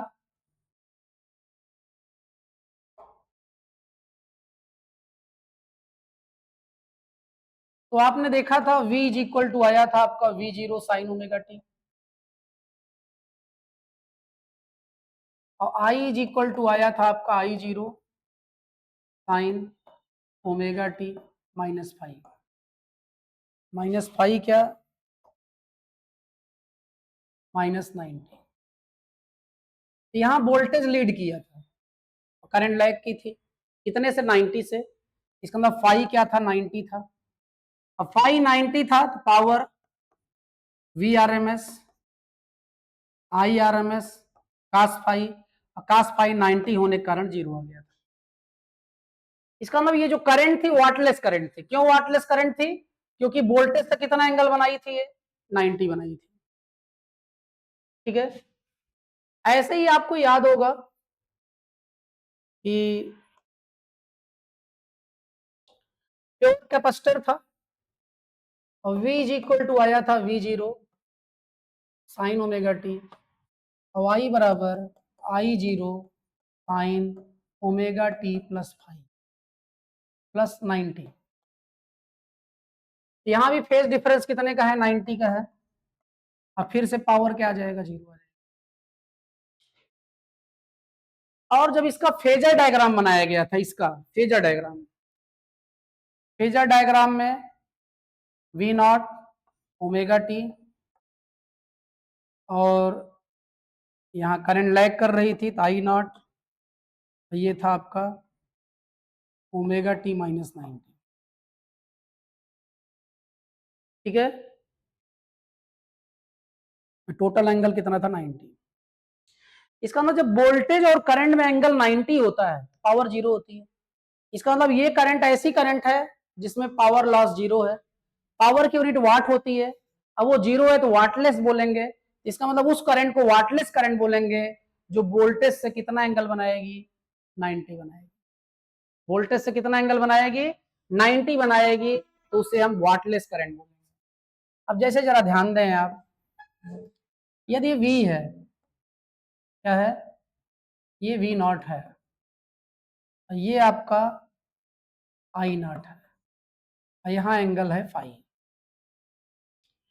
इस I नॉट के दो कंपोनेंट होंगे, एक कंपोनेंट इधर जाएगा जिसे हम बोलेंगे I नॉट कॉस फाई, एक इधर जाएगा जिसे हम बोलेंगे I नॉट साइन फाई। जिधर से एंगल कॉस, जिधर से एंगल नहीं वो साइन। लेकिन ये वाला जो कंपोनेंट है, ये V नॉट से कितना एंगल बना है, 90। इस यही करंट जो है क्या होगी, वाटलेस करंट। क्या होगी, वाटलेस करंट। तो वो करंट जो जिसका फेज डिफरेंस वोल्टेज से 90 हो, वो वाटलेस करंट होगी। तो यहां पर I0 sine phi wattless current होगी। और क्यों वाटलेस होता है, इस केस में हम लोग प्रूफ कर चुके थे, ये पीछे डिराइव हो चुका है। तो हमारे ख्याल से वाटलेस करंट आप समझ गए होंगे। कुछ न्यूमेरिकल्स हैं, देख लेते हैं। पहले यहां एक न्यूमेरिकल देखते हैं। अब वाटलेस करंट की बात हो चुकी है, एलसी ऑसिलेशन हो चुका है, रेजोनेंस हो चुका है। अब हम बात करने जा रहे हैं ट्रांसफार्मर की। लेकिन ट्रांसफार्मर की बात करने के पहले हम एक न्यूमेरिकल सॉल्व करेंगे, तब हम ट्रांसफार्मर की बात करेंगे। ये न्यूमेरिकल आपके सामने जो है, इसको थोड़ा और बड़ा कर दे रहे हैं, इसका डाटा लिख के फिर छोटा कर देंगे। A small town with demand of 800 kilowatt. कितने का डिमांड है, 800 किलोवाट। मतलब पावर कितना चाहिए, पावर चाहिए 800 किलोवाट। ठीक है, of a electric power, a small town with demand of 800 kilowatt of electric power at 220 volt. कितने वोल्ट पे चाहिए ये पावर, 220 वोल्ट पर ये पावर चाहिए। is situated as 15 kilometer away from an electric plant generating power at 440 volt. इससे 15 kilometre distance पर, कितनी डिस्टेंस पर, 15 किलोमीटर डिस्टेंस पर इलेक्ट्रिक पावर प्लांट है जहां इलेक्ट्रिसिटी जनरेट हो रही है। और कितने वोल्टेज पर जनरेट हो रही है, 440 वोल्ट पे जनरेट हो रही है। क्योंकि आपने पढ़ रखा है कि जो जनरेटर्स हैं भारत के वो 440 वोल्ट पर इलेक्ट्रिसिटी जनरेट करते हैं, उनकी फ्रीक्वेंसी 50 हर्ट्ज होती है। इसीलिए आपने सुन रखा है लगे 440 वोल्ट छूने से तेरे, ठीक है, क्यों प्यारे, तो जनरेट होती है। फिर यहां क्या दिया गया है, the resistance of the two wire line carrying power. Two wire line है पावर की, और कितना, 0.5 ओम पर किलोमीटर। तो 0.5 ओम पर किलोमीटर रेजिस्टेंस है इसका, ठीक है, इतना। और जो यहां हमने ट्रांसफार्मर लगा रखा है, ये स्टेप डाउन ट्रांसफार्मर है। 4000 वोल्ट को 220 वोल्ट में बदल रहा है। कितने वोल्ट को किस में बदल रहा है, 4000 वोल्ट को बदल रहा है 220 वोल्ट में। हम इसको 220 नहीं रखते हैं, 220 इसलिए नहीं रखते हैं कि जिससे हमको थोड़ा डिवाइड वाइड करने में आसान हो। तो इसको जो 220 वोल्ट है इसको थोड़ा चेंज कर दे रहे हैं अपना काम थोड़ा सा आसान करने के लिए। इसको हम कर दे रहे हैं 200 वोल्ट। कितना, 200 वोल्ट। आप जानते हैं 200 का मल्टीप्लाई डिवाइड वाइड करना आसान होगा, इसलिए 200 वोल्ट। आपको केवल लॉजिक ही तो समझना है, ठीक है। Step down transformer. अब कह रहा है estimate the line power loss in form of heat. तो लाइन पावर लॉस चाहिए इन फॉर्म ऑफ हीट, आपको निकालना है कि मतलब कितना पावर लॉस हो रहा है रास्ते में। फिर how much power must be plant supply, 800 kilowatt town तक पहुंच जाए उसके लिए कितनी सप्लाई प्लांट से देनी पड़ेगी, अगला वो पूछा जा रहा है। फिर characterize the step of transformer. Step of transformer को क्या करना है, करेक्टराइज कर देना है। तो हम इसको छोटा कर दे रहे हैं, क्वेश्चन आप पढ़ ही चुके हैं। बाकी जो पूछ रहे हैं उसकी बात कर दे रहे हैं। पहला ये पूछ रहे हैं पावर लॉस कितना होगा। दूसरा पूछ रहे हैं पावर सप्लाई। पावर सप्लाई क्या होगी, power demand plus power loss. अब फिर पूछ रहे हैं यहां जो स्टेप अप ट्रांसफार्मर लगा होगा उसको कैरेक्टराइज करो, मतलब ये बताना होगा, ठीक। अब थोड़ा तो छोटा कर देते हैं।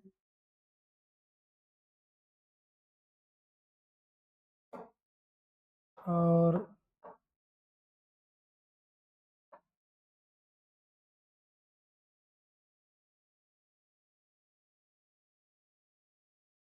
आपके मन में आ रहा होगा पढ़ा ट्रांसफार्मर रहे हैं, ये सब क्या करने लगे ये। तो जरा देखो,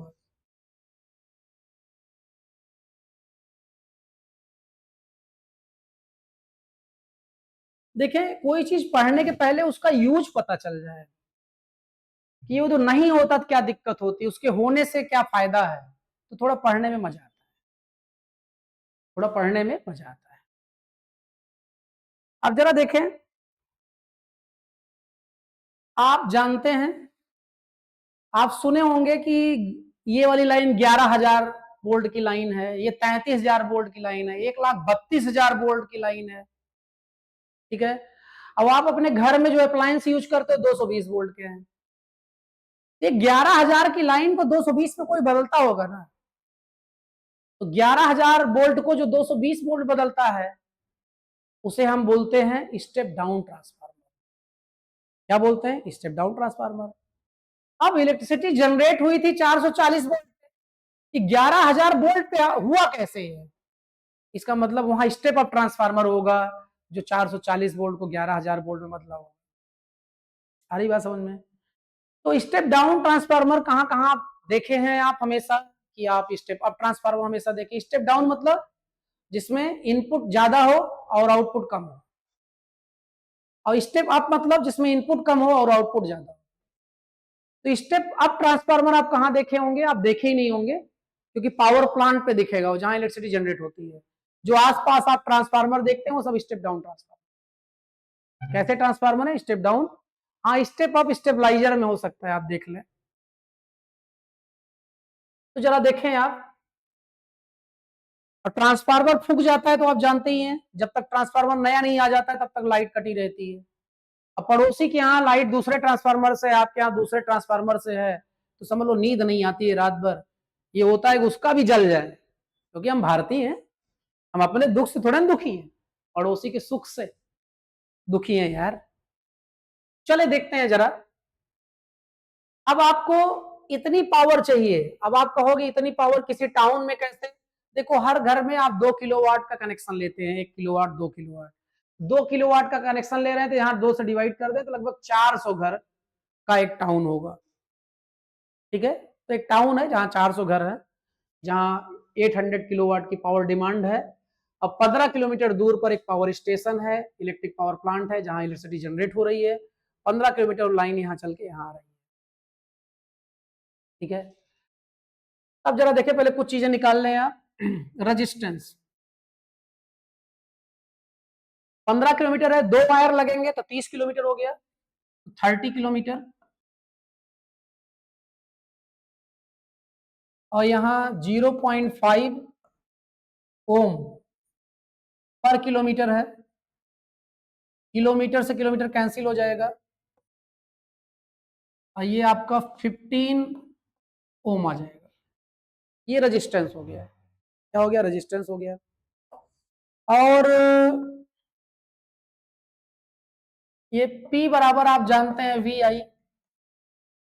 आई बराबर हो जाएगा आपका P अपान वी। और P कितना है? 800। किलो का मतलब होता है 10⁻3। ये P हो गया। और V कितना है? 200। ठीक है, तो I बराबर आ गया आपका 4 इंटू 10⁻3। ये करंट आ गई। कितनी करंट आ गई? क्यों? अच्छा, आपके साथ मजाक करने से क्या फायदा? अभी तो आप पढ़े नहीं होंगे। ठीक है, अभी आप नहीं पढ़े हैं, ऐसा नहीं करना चाहिए हमें। देखें, यहां जो स्टेप डाउन ट्रांसफार्मर लगा है वो 4000 वोल्ट पर रिसीव कर रहा है। तो जो V यहां रखेंगे वो 4000 रखेंगे। क्या रखेंगे? 4000। तो P है आपका 800, और किलो का मतलब होता है 1000, तो 3 जीरो बढ़ जाएंगे।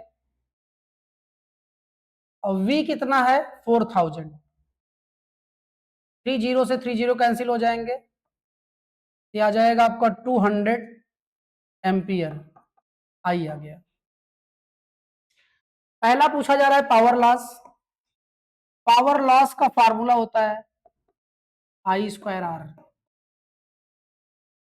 यही जो V लिखा है, V की जगह आई आर लिख दो। आई आर लिख दोगे तो I²R आ जाता है। अब I कितना है? 200, स्क्वायर हो जाएगा। R कितना है? 15। ये आ जाएगा आपका 2 2 जा 4, और 4 15 जा 60, और डबल जीरो स्क्वायर होगा तो इतना वाट। इसको हम लिख सकते हैं 600 इंटू 10⁻3 वाट। इसको हम लिख सकते हैं 600 किलोवाट। 600 किलोवाट। तो पावर लॉस कितना हुआ? 600 किलोवाट। कितना लाना था? 800 किलोवाट। नुकसान कितना हो गया? 600 किलोवाट का। बड़ा तगड़ा करप्शन है भाई, बहुत तगड़ा करप्शन है। पावर कितनी सप्लाई करनी पड़ेगी? 800 किलोवाट तो लाना है, और रास्ते में नुकसान कितना हो जा रहा है, 600 किलोवाट। कितनी सप्लाई करनी पड़ेगी, 1400 किलोवाट। पावर प्लांट से 1400 किलोवाट चलेगा तो कितना डिलीवर होगा, 800 किलोवाट। ठीक है, तगड़ा नुकसान। अगला, अब वोल्टेज ड्रॉप कितना हो रहा है, तो V बराबर आप जानते हैं IR। I कितना है, 200 है। R कितना है, 15 है। कितना आ गया, 3000 वोल्ट का ड्रॉप हो रहा है। कितना लेके पहुंचना है, 4000। रास्ते में कितना ड्रॉप हो रहा है, 3000। तो टोटल कितना लेके चलना पड़ेगा, 7000। हमको 7000 वोल्ट पे लेके चलना पड़ेगा लाइट को। लेकिन कितने वोल्ट जनरेट हो रहा है, 440 वोल्ट। इसका मतलब कोई डिवाइस चाहिए जो 440 वोल्ट को कन्वर्ट कर दे, किसमें, 7000 वोल्ट। किसमें कन्वर्ट कर दे, 7000 वोल्ट में। समझ में आ रहा है मामला। ये आपके तीनों आंसर हो गए। पावर लॉस कितने का हुआ देखे आप, 800 पहुंचाने के लिए सप्लाई 1400 की करनी पड़ेगी। ये समझ लो 2014 के पहले वाली गवर्नमेंट है, जिसमें 1,74,000 करोड़ घोटाला। मतलब ऐसा ऐसा घोटाला होता तो जो बच्चे लिख ही नहीं पाते थे डिजिट में। ठीक है, तो ये हो गया आपका, ये आंसर हो गया इसका। अब यहां देखिए, ट्रांसफार्मर की क्वालिटी बदल दी गई है, 40,000 और 220, केवल क्वालिटी बदल दी गई है। जरा देखो क्या होता है।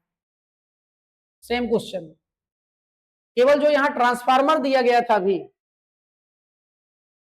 यहां जो ट्रांसफार्मर था 4000 को 220 वोल्ट बदल रहा था। 4000 कितने में बदल रहा था, 220 में। जाने दो, इसको कोई जरूरत नहीं है।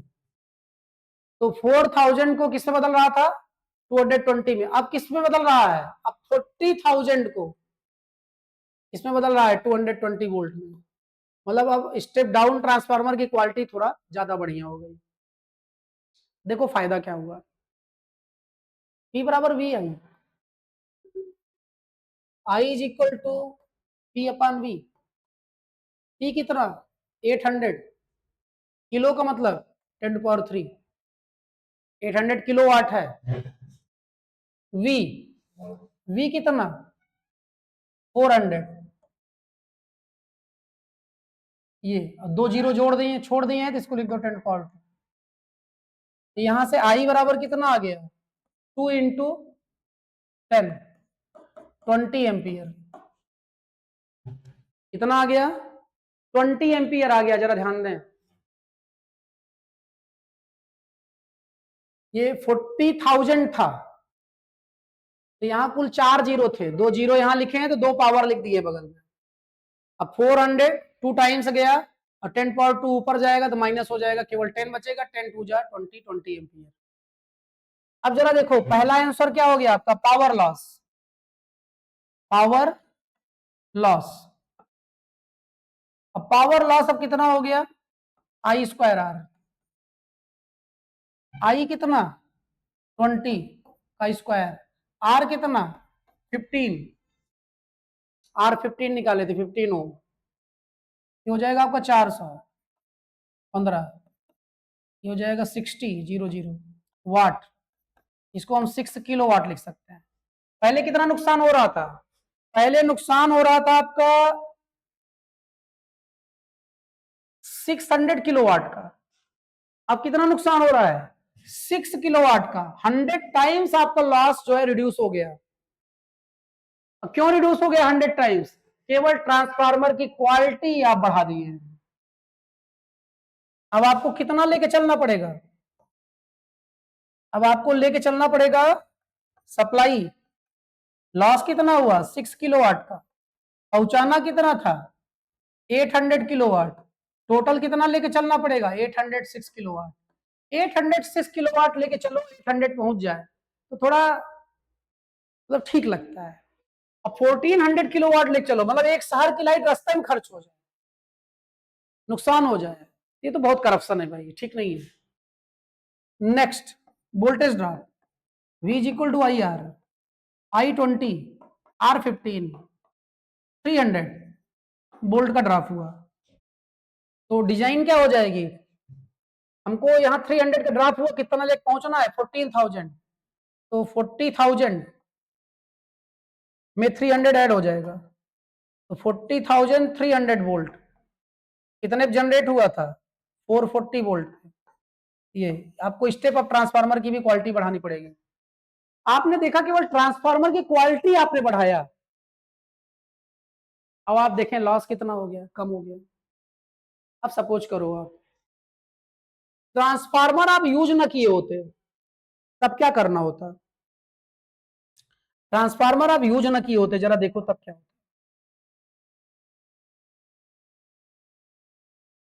ट्रांसफार्मर आप ना यूज किए होते तो P बराबर वी आई, तो यहां से I बराबर हो जाता आपका P अपान वी। P कितना था 800, किलो का मतलब 10⁻³ वोल्ट, आपको 200 वोल्ट पे ही लाइट लानी होती, क्योंकि कोई अरेंजमेंट ही नहीं था, आपके पास ट्रांसफार्मर है ही नहीं है, तो ऐसा कुछ कोई डिवाइस है ही नहीं है जो 40,000 वोल्ट को आपको 220 वोल्ट बदल सके, 200 वोल्ट बदल सके, तब हमको 200 पे ही लाना होता। 200 पे लाना होता, ये आ जाता आपका 4 × 10⁻³ एम्पियर। तब पावर लॉस, क्या पावर लॉस हो जाता आपका I²R, 4 × 10⁻³ का स्क्वायर इंटू आर, 4 4 जा 16 इंटू 10⁻6 इंटू 15, ये हो जाता आपका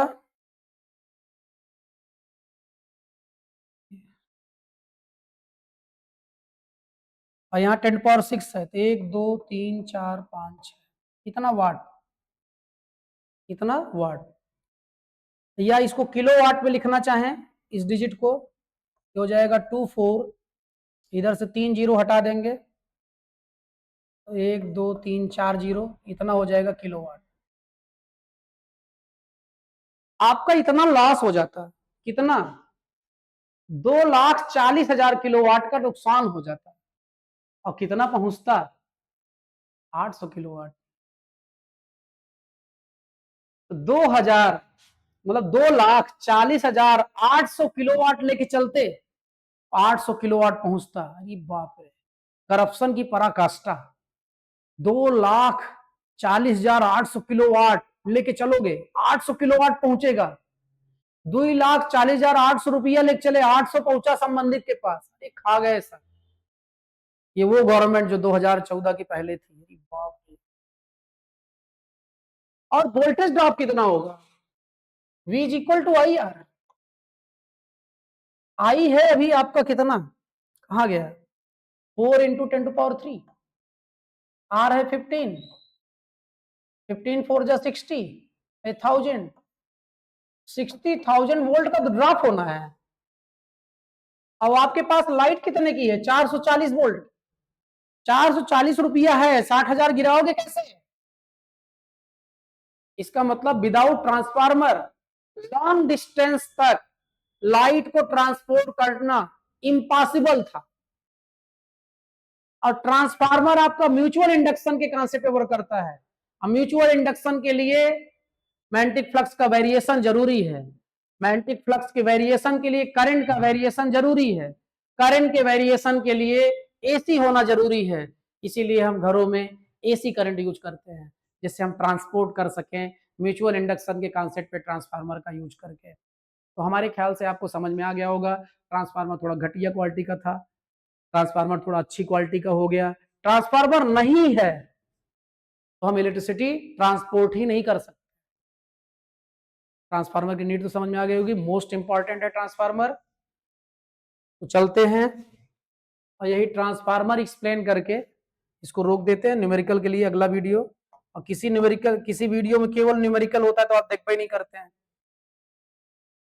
आपको न्यूमेरिकल से बहुत ज्यादा मतलब ही नहीं होता है, ठीक है।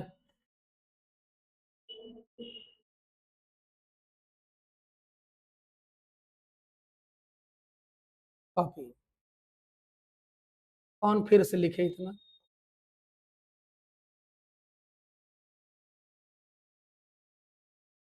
न्यूमेरिकल लिए थे सॉल्व कराने के लिए, लेकिन क्या करें, पेस्ट।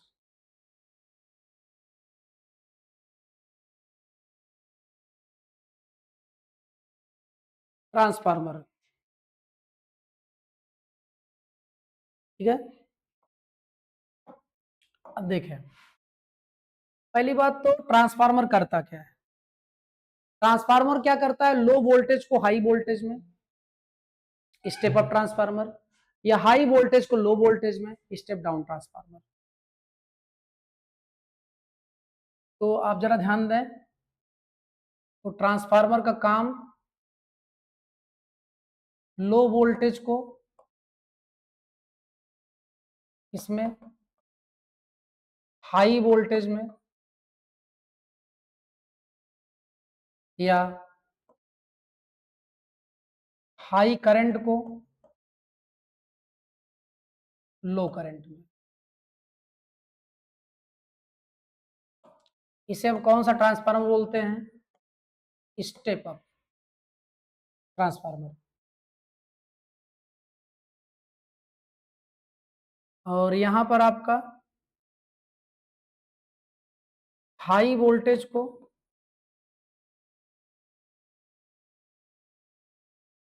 लो वोल्टेज में,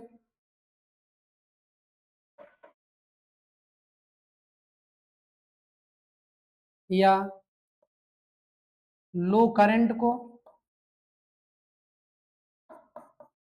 हाई करंट में।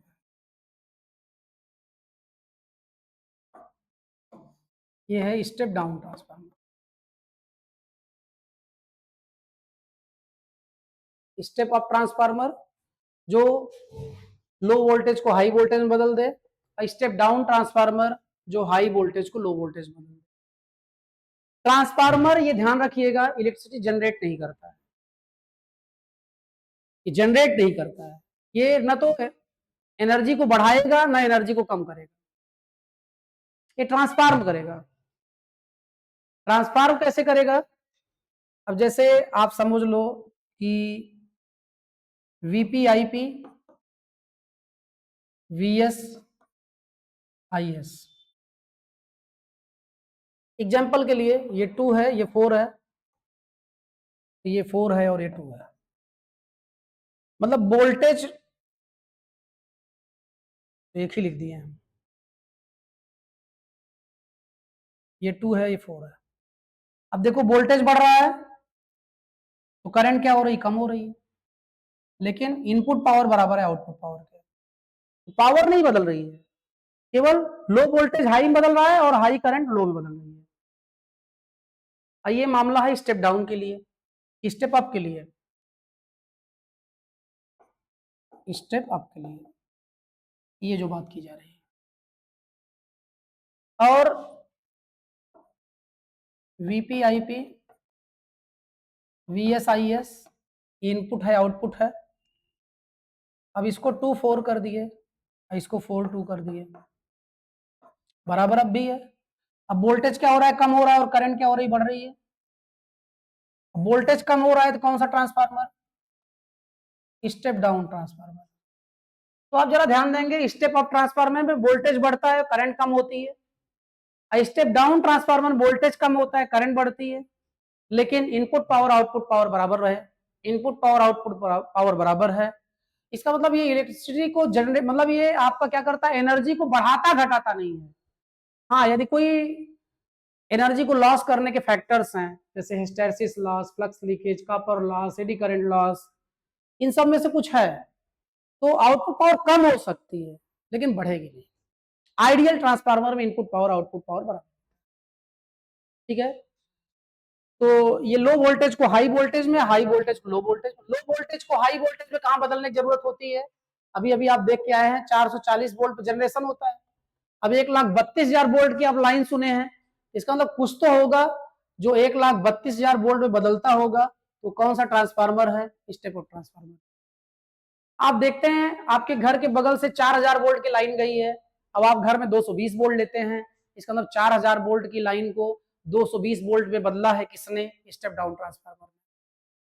आप कभी ये मत करना कि घर में लाइट कट गई है, मेन लाइन में तो लाइन है, और कटिया मार दो, पता चले 11,000 वोल्ट वाले कटिया मार दिए, 220 वोल्ट का अप्लायंस ढूंढना पड़ेगा, एक था अप्लायंस है। 220 रोटी खाने वाले को 11,000 रोटी खिला दो कि मर जाएगा। ठीक, तो ऐसी गलती कभी मत करना। तो ट्रांसफार्मर क्या करता है, लो वोल्टेज को हाई वोल्टेज में स्टेप अप, या हाई वोल्टेज को लो वोल्टेज में स्टेप डाउन। ये पावर को ट्रांसफॉर्म करता है, पावर को बढ़ाता नहीं है, और किसी प्रकार का लॉस ना हो तो इनपुट पावर और आउटपुट पावर बराबर होता है, जैसे कि आइडियल ट्रांसफार्मर जो हम भी बात करने जा रहे हैं। ये किस प्रिंसिपल पर वर्क करता है, तो ट्रांसफार्मर जो है आपका वर्क करता है, इसको थोड़ा छोटा कर दे रहे हैं और किनारे भेज दे रहे हैं। ठीक है, म्यूचुअल इंडक्शन, ये तो ट्रांसफार्मर की बात हो गई। ट्रांसफार्मर किसे कहते हैं, म्यूचुअल इंडक्शन के प्रिंसिपल पर वर्क करता है। म्यूचुअल इंडक्शन,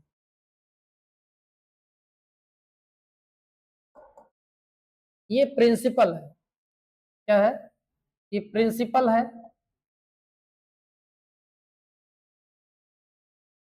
किसका, ट्रांसफार्मर का। म्यूचुअल इंडक्शन इतना ही लिख देते हो, एक नंबर मिल जाएगा। अब म्यूचुअल इंडक्शन क्या है,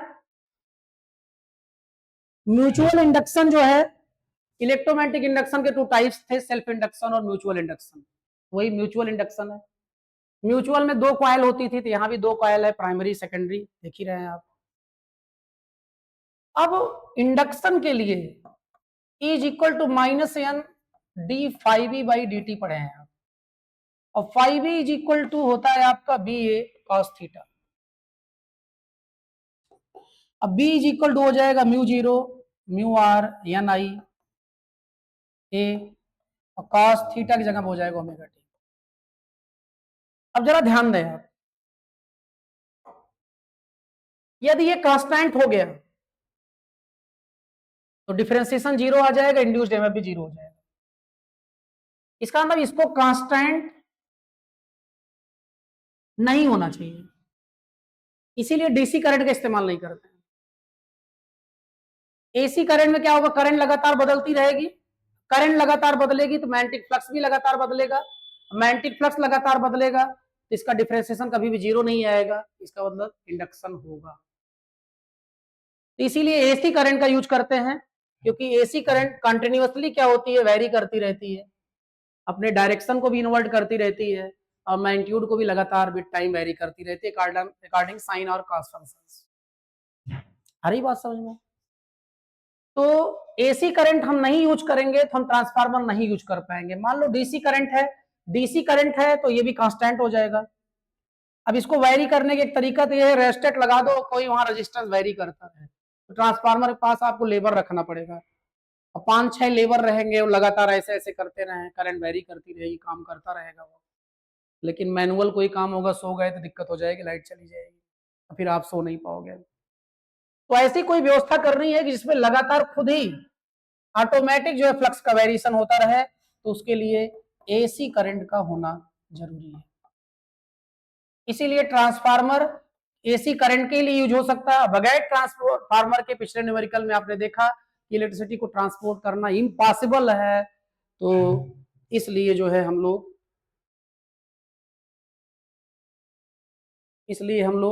एसी करंट को ही घरों में यूज करते हैं। ठीक है, इतना हो गया। अब चलते हैं कंस्ट्रक्शन में। कहाँ चलते हैं, कंस्ट्रक्शन में। कंस्ट्रक्शन में जाने के पहले पहले पेज पे हमको जाना पड़ रहा है, क्योंकि जो कॉपी किए थे उसको हटा चुके हैं, तो फिर से कॉपी कर ले रहे हैं।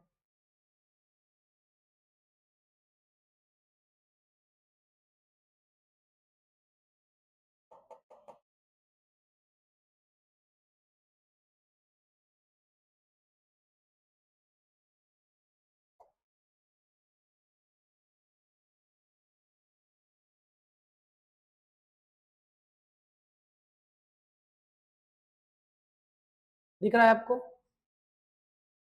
अब देखें, कंस्ट्रक्शन में इन बातों का ध्यान देना होगा आपको। किन बातों का, आपको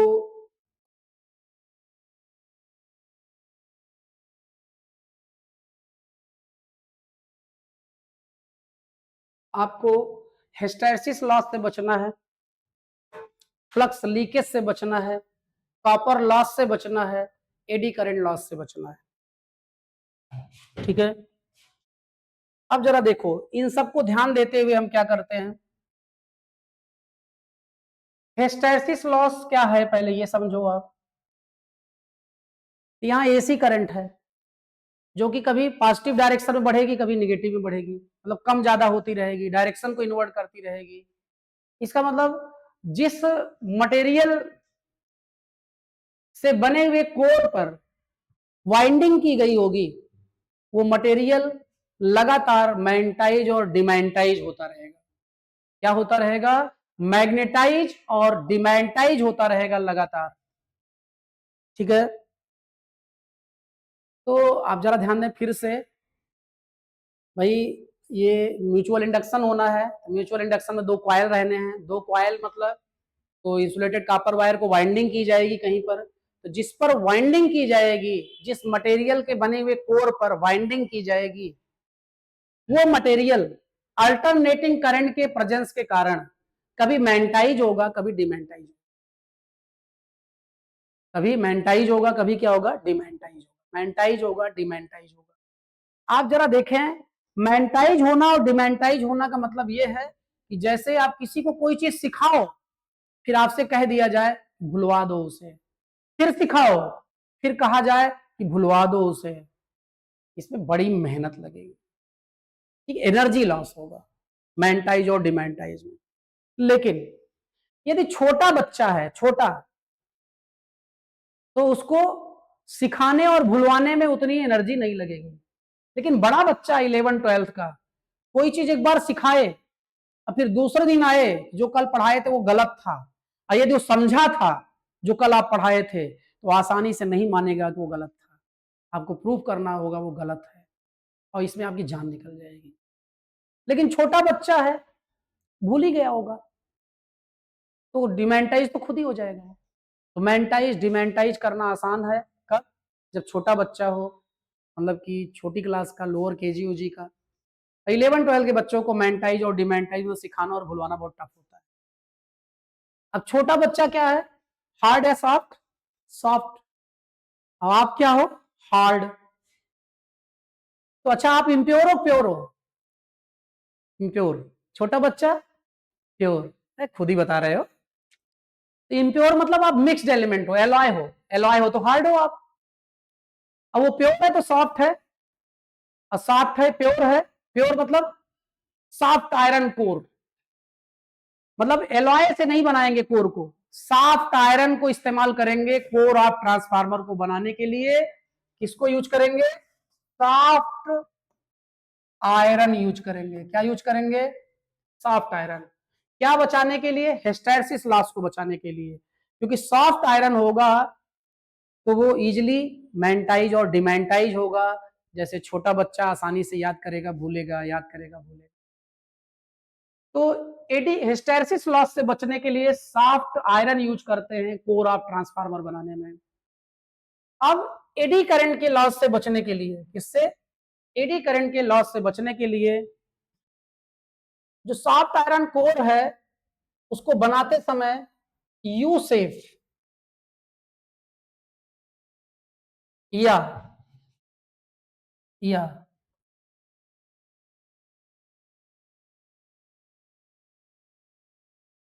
ई सेफ, यू सेफ या ई सेफ कि लैमिनेटेड थिन सीड्स का, नंबर ऑफ सीड्स का इस्तेमाल करते हैं।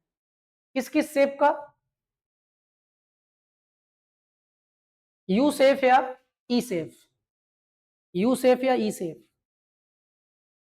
कि थिन लैमिनेटेड सीड्स का इस्तेमाल करते हैं। क्यों?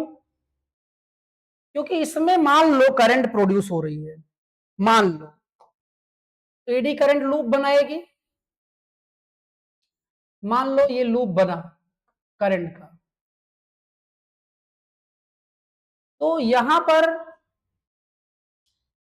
पर आप फील्ड देखेंगे कहां जाएगा? बाहर जाएगा। और यहां फील्ड देखेंगे कहां जाएगी? अंदर जाएगी। इसका मतलब यहां फील्ड बाहर जाएगी, यहां फील्ड बाहर जाएगी, तो यहाँ फील्ड की डायरेक्शन जो होगी वो आउटवर्ड होगी, यहाँ भी जो फील्ड की डायरेक्शन होगी आउटवर्ड होगी, यहाँ जो फील्ड की डायरेक्शन होगी इनवर्ड होगी। इसका मतलब नेट फील्ड क्या हो जाएगा, मिनिमाइज हो जाएगा ऐसा शेप देने पे, इसलिए ऐसा शेप दिया जाता है जिससे एडी करंट के इफेक्ट को हम कम करके एडी करंट से कारण होने वाले लॉस को मिनिमाइज कर सकते। ठीक है, तो देखें हिस्टैरिसीस लॉस को अवॉइड करने के लिए हम क्या करते हैं, सॉफ्ट आयरन का यूज करते हैं। अब कोर ऑफ ट्रांसफार्मर बनाते समय number of thin laminated sheets of soft iron, number of thin laminated of soft iron you shaped और ई शेप्ड यूज करते हैं। और इसमें हम क्या करते हैं जरा ध्यान दें, यू शेप को एक बार ऐसे रखते हैं, फिर यू शेप को ऐसे रखते हैं, तो एक बार यू को ऐसे रखते हैं, फिर एक बार ऐसे रखते हैं, फिर एक बार ऐसे रखते हैं, फिर एक बार ऐसे रखते हैं, ऐसे ये मोटी शीट्स बन जाती है। यही काम यहां पर भी करते हैं, जैसे आपका ये ई शेप था,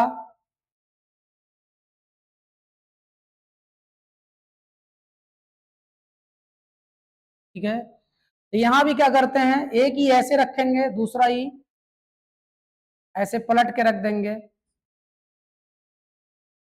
तो ऐसे जब बार बार करेंगे, एक ही ऐसे रखेंगे, ई क्यू को पलट के रख देंगे, दूसरे ई को ऐसे रखेंगे, फिर पलट के रख देंगे। अब यहाँ पे जरा देखो, जैसे दूसरा ई आप पलट के रख दिए, दूसरा ई क्या किए आप पलट के रख दिए, ठीक है, ऐसे कोर बन जाएगा। एक के ऊपर एक रखते चले जाएंगे आप, ठीक है, तो आप एडी करंट से बच लिए। फ्लक्स लीकेज से बचने के लिए हम इंसुलेटेड कॉपर वायर की वाइंडिंग एक ही सॉफ्ट आयरन कोर पर प्राइमरी और सेकेंडरी कॉइल दोनों बनाते हैं, प्राइमरी और सेकेंडरी कॉइल दोनों बनाते हैं एक ही पे। अब कॉपर लॉस से बचने के लिए हम थिक इंसुलेटेड कॉपर वायर का इस्तेमाल करते हैं, क्योंकि यदि वायर मोटा होगा तो रेजिस्टेंस कम होगा, रेजिस्टेंस कम होगा तो लॉस कम होगा। फिर से ध्यान देंगे, कंस्ट्रक्शन में आपका पहला पॉइंट होगा, to avoid hysteresis loss we select soft iron as a material to form core of transformer, पहला पॉइंट। दूसरा point, to avoid eddy current loss we use U shaped और E shaped number of thin laminated sheets of soft iron to form core of transformer by putting them one above another। ठीक है, ये आपका दूसरा point हो गया। To avoid flux leakage, to avoid flux leakage we wind primary और secondary coil both on same core of transformer. और फिर आपका अगला point, to avoid copper loss we use thick insulated copper wire, thick insulated copper wire. ये आपका construction हो गया। आगे चलते हैं, तो यहां पर आप सपोज करें, यहां पर वाइंडिंग कर दे रहे हैं,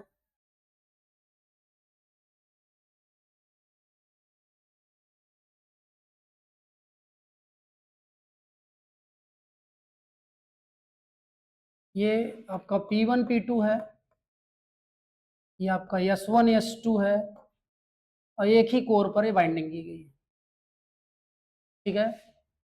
और यहाँ आपने कनेक्ट कर दिया गया है input AC source, input AC source, और यहाँ आउटपुट मिलेगा आपको। ये प्राइमरी कॉइल है, ये सेकेंडरी कॉइल है, ठीक है। अब आपका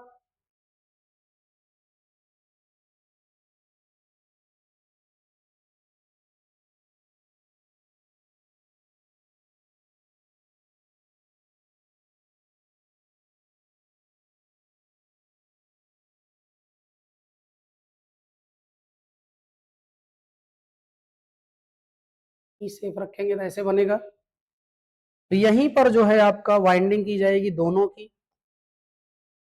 ये आपका वाइंडिंग हो रही है, ये P1 P2, यहाँ इनपुट AC सोर्स करेक्ट रहेगा, फिर इसी पे वाइंडिंग हो रही है आपकी।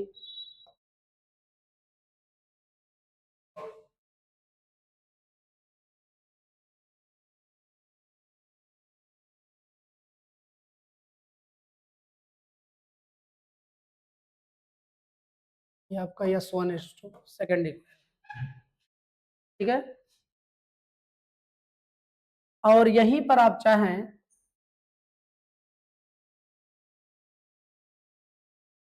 एक और बना देते हैं, अभी थोड़ी देर बाद जरूरत पड़ेगी। तो यहाँ पर अब आप,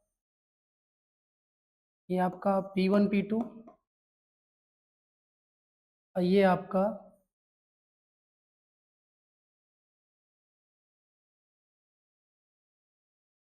S1 S2, इसको हम स्टेप डाउन बोलते हैं। क्यों बोलते हैं अभी थोड़ी देर बाद समझ में आएगा। इसको हम स्टेप अप ट्रांसफार्मर बोलते हैं, ठीक है। तो आप कंस्ट्रक्शन देख ही चुके हैं पीछे। अब जब यहाँ इनपुट AC सोर्स रहेगा तो इस पर इंड्यूस्ड EMF जनरेट होगा, और इंड्यूस्ड EMF जो जनरेट होगा, ठीक है, वो होगा EP is equal to minus NP d∅B by dt, d∅B/dt। और एक ही कोर पे है और यहाँ तो ओवरलैप कर रहा है, तो यहाँ तो फ्लक्स लीकेज और नहीं होगा। तो मॉडर्न ट्रांसफार्मर आपके ऐसे डिजाइन होते हैं। तो अब जितना फ्लक्स यहाँ से कनेक्ट है उतने फ्लक्स इससे भी कनेक्ट होगा। और यहाँ नंबर ऑफ टर्न कितने हैं NP, यहाँ नंबर ऑफ टर्न कितने हैं NS। अब एक टर्न से d∅/dt, तो दो टर्न से 2d∅/dt, 3 से 3d∅/dt, और NS से NS d∅/dt, NS d∅B/dt। ये हो जाएगा आपका इक्वेशन फर्स्ट और इक्वेशन, ठीक है। वर्किंग में ये पहला पॉइंट हो गया, दूसरे में चल रहा है। अब देखो यहाँ पे हम ये मान के चलना है आइडियल ट्रांसफार्मर है। इसका मतलब हम ये मान के चलना है कि रेजिस्टेंस जीरो है। रेजिस्टेंस क्या मान के चल रहे हैं, जीरो है। और रेजिस्टेंस यदि जीरो मान के चल रहे हैं फॉर आइडियल ट्रांसफार्मर, तो यदि आपका EP VP के बराबर ना हुआ तो करंट इनफाइनाइट हो जाएगी। ये दोनों बराबर ना हुए करंट इनफाइनाइट हो जाएगी, और ऐसा होना नहीं चाहिए। इसका मतलब EP को VP के बराबर होना पड़ेगा। इसका मतलब ये हुआ कि आपका from equation first VP is equal to हो जाएगा minus NP d∅B/dt, equation third, ठीक है। और यदि सेकेंडरी कॉइल जो है आपका ओपन सर्किट है तो यहां भी रेजिस्टेंस लगभग ना के बराबर होगा। तो उस सिचुएशन में आपका ES बराबर VS के हो जाना चाहिए।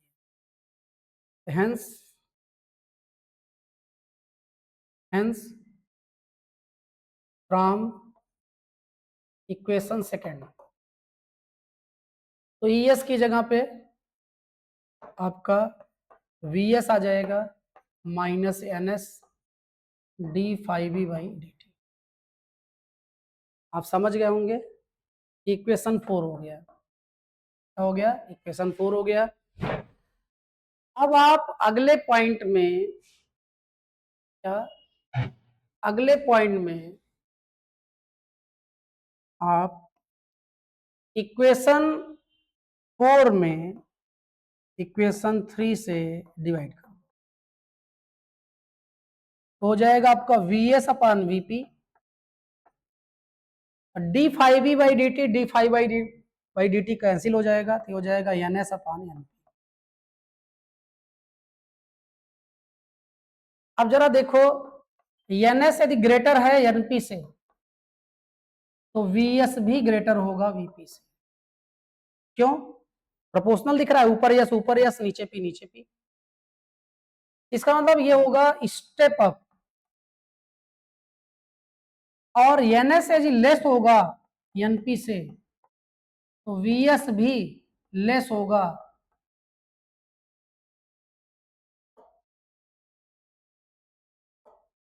वीपी से। ये हो जाएगा आपका स्टेप डाउन, स्टेप डाउन। इसका मतलब स्टेप अप में सेकेंडरी का टर्न ज्यादा होगा, तो स्टेप अप में सेकेंडरी का टर्न ज्यादा होगा, प्राइमरी का कम होगा, और स्टेप डाउन में प्राइमरी का टर्न ज्यादा होगा, सेकेंडरी कम होगा। प्राइमरी ज्यादा होगा, सेकेंडरी कम होगा, तो इसीलिए इसको स्टेप अप लिखे, स्टेप डाउन लिखे थे और इसको स्टेप अप लिखे थे। समझ में आ गया आपको? ठीक है, तो इतना हमारे ख्याल समझ गए होंगे आप। एक बार फिर से रिपीट कर रहा है। देखें, एक ही कोर पर प्राइमरी सेकेंडरी दोनों कॉइल बनने के कारण जितना rate of change of magnetic flux इससे होगा उतना rate of change of magnetic flux दूसरे से भी होगा। तो एक टर्न से d phi by D t, दो टर्न से two d phi by D t, NP turn से एनपी इंटू हो जाएगा, एनएस टर्न से एनएस इंटू हो जाएगा। तो ये हो गया। अब आइडियल ट्रांसफॉर्मेशन में, ट्रांसफार्मर में हम रेजिस्टेंस को जीरो मान के चलते हैं। रेजिस्टेंस यदि जीरो होगा तो यहाँ ईपी और वीपी को यदि ये बराबर नहीं होते हैं तो करंट इनफाइनाइट हो जाएगी। करंट इनफाइनाइट हो नहीं सकती है, ये ऐसा नहीं होगा। इसका मतलब दोनों बराबर होंगे, तो हम ईपी की जगह पे वीपी लिख देंगे तो इक्वेशन फर्स्ट आपका थर्ड में बदल जाएगा। ठीक उठा? और यदि सेकेंडरी कॉइल यहाँ पर ओपन सर्किट है, इसका तो कोई रेजिस्टेंस सर्किट में नहीं है अभी, और कोई रेजिस्टेंस सर्किट में नहीं है तो फिर से ES बराबर VS के होना चाहिए। ES बराबर VS के हो गया तो यहाँ पर जो है ये आपका सेकंड इक्वेशन बदल गया इसमें। अब आप फोर्थ में थर्ड से डिवाइड कर दिए, रिलेशन आ गया। यहाँ आपने देखा कि डायरेक्टली आ रहा है नंबर ऑफ टर्न और वोल्टेज। इसका मतलब नंबर ऑफ टर्न बढ़ेगा तो वोल्टेज भी बढ़ेगा, step up. Number of turn कम होगा तो वोल्टेज भी कम होगा, स्टेप डाउन। ठीक है, अब आगे बढ़ते हैं हम। यदि ideal transformer, fourth point, ideal transformer, तो इनपुट पावर बराबर होगी आउटपुट पावर के। आउटपुट पावर के इनपुट पावर क्या हो जाएगा आपका? VP IP. आउटपुट क्या हो जाएगा? VS IS. यहां से आपका VS upon IS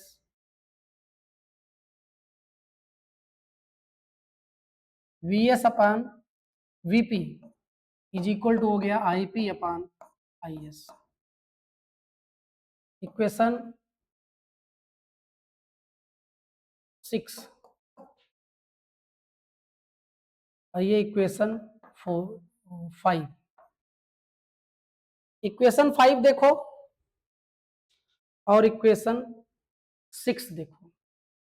from equation 5 and 6 तो आपका IP upon IS is equal to VS upon VP is equal to NS upon NP.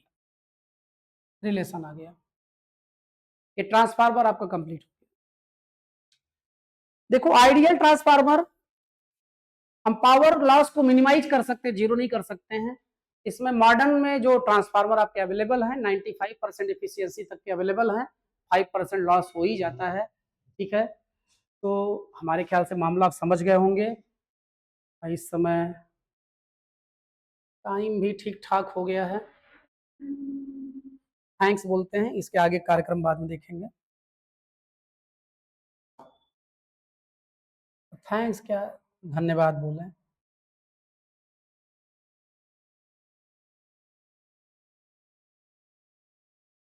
धन्यवाद इतने समय तक मेरे साथ बने रहने के लिए। आनंद सिंह को कोई इतने समय तक झेल ले, बहुत बहादुर होगा तभी झेल पाएगा। प्यारे जरा ध्यान दें, बड़ी मेहनत की जा रही है, नंबर आपके अच्छे आने चाहिए। और एक पुराना स्लोगन यूट्यूब का, सब्सक्राइब, लाइक, शेयर, कमेंट और बेल आइकन प्रेस करने के लिए आपको मोटिवेट करना है अपने फ्रेंड्स और रिलेटिव्स को, और आपको खुद भी करना है मेरे प्यारे। एक लाइक करने में क्या जाता है, ठीक है। थैंक्स प्यारे, मस्त रहो, व्यस्त रहो, और भौकाल Swami Vivekananda, arise, awake, stop not until the goal is achieved. उठो जागो आगे बढ़ो, तब तक मत रुको जब तक लक्ष्य प्राप्त न हो जाए। सोना भी है तो बाउंड्री लाइन के पार सोना है, जिससे कोई माइका लाल आपको हरा ना सके। एपीजे अब्दुल कलाम, सपने वो नहीं होते हैं जो सोने के बाद देखे जाते हैं, सपने वो नहीं होते हैं जो सोने के बाद देखे जाते हैं, सपने तो वो होते हैं जो सोने ही नहीं देते हैं।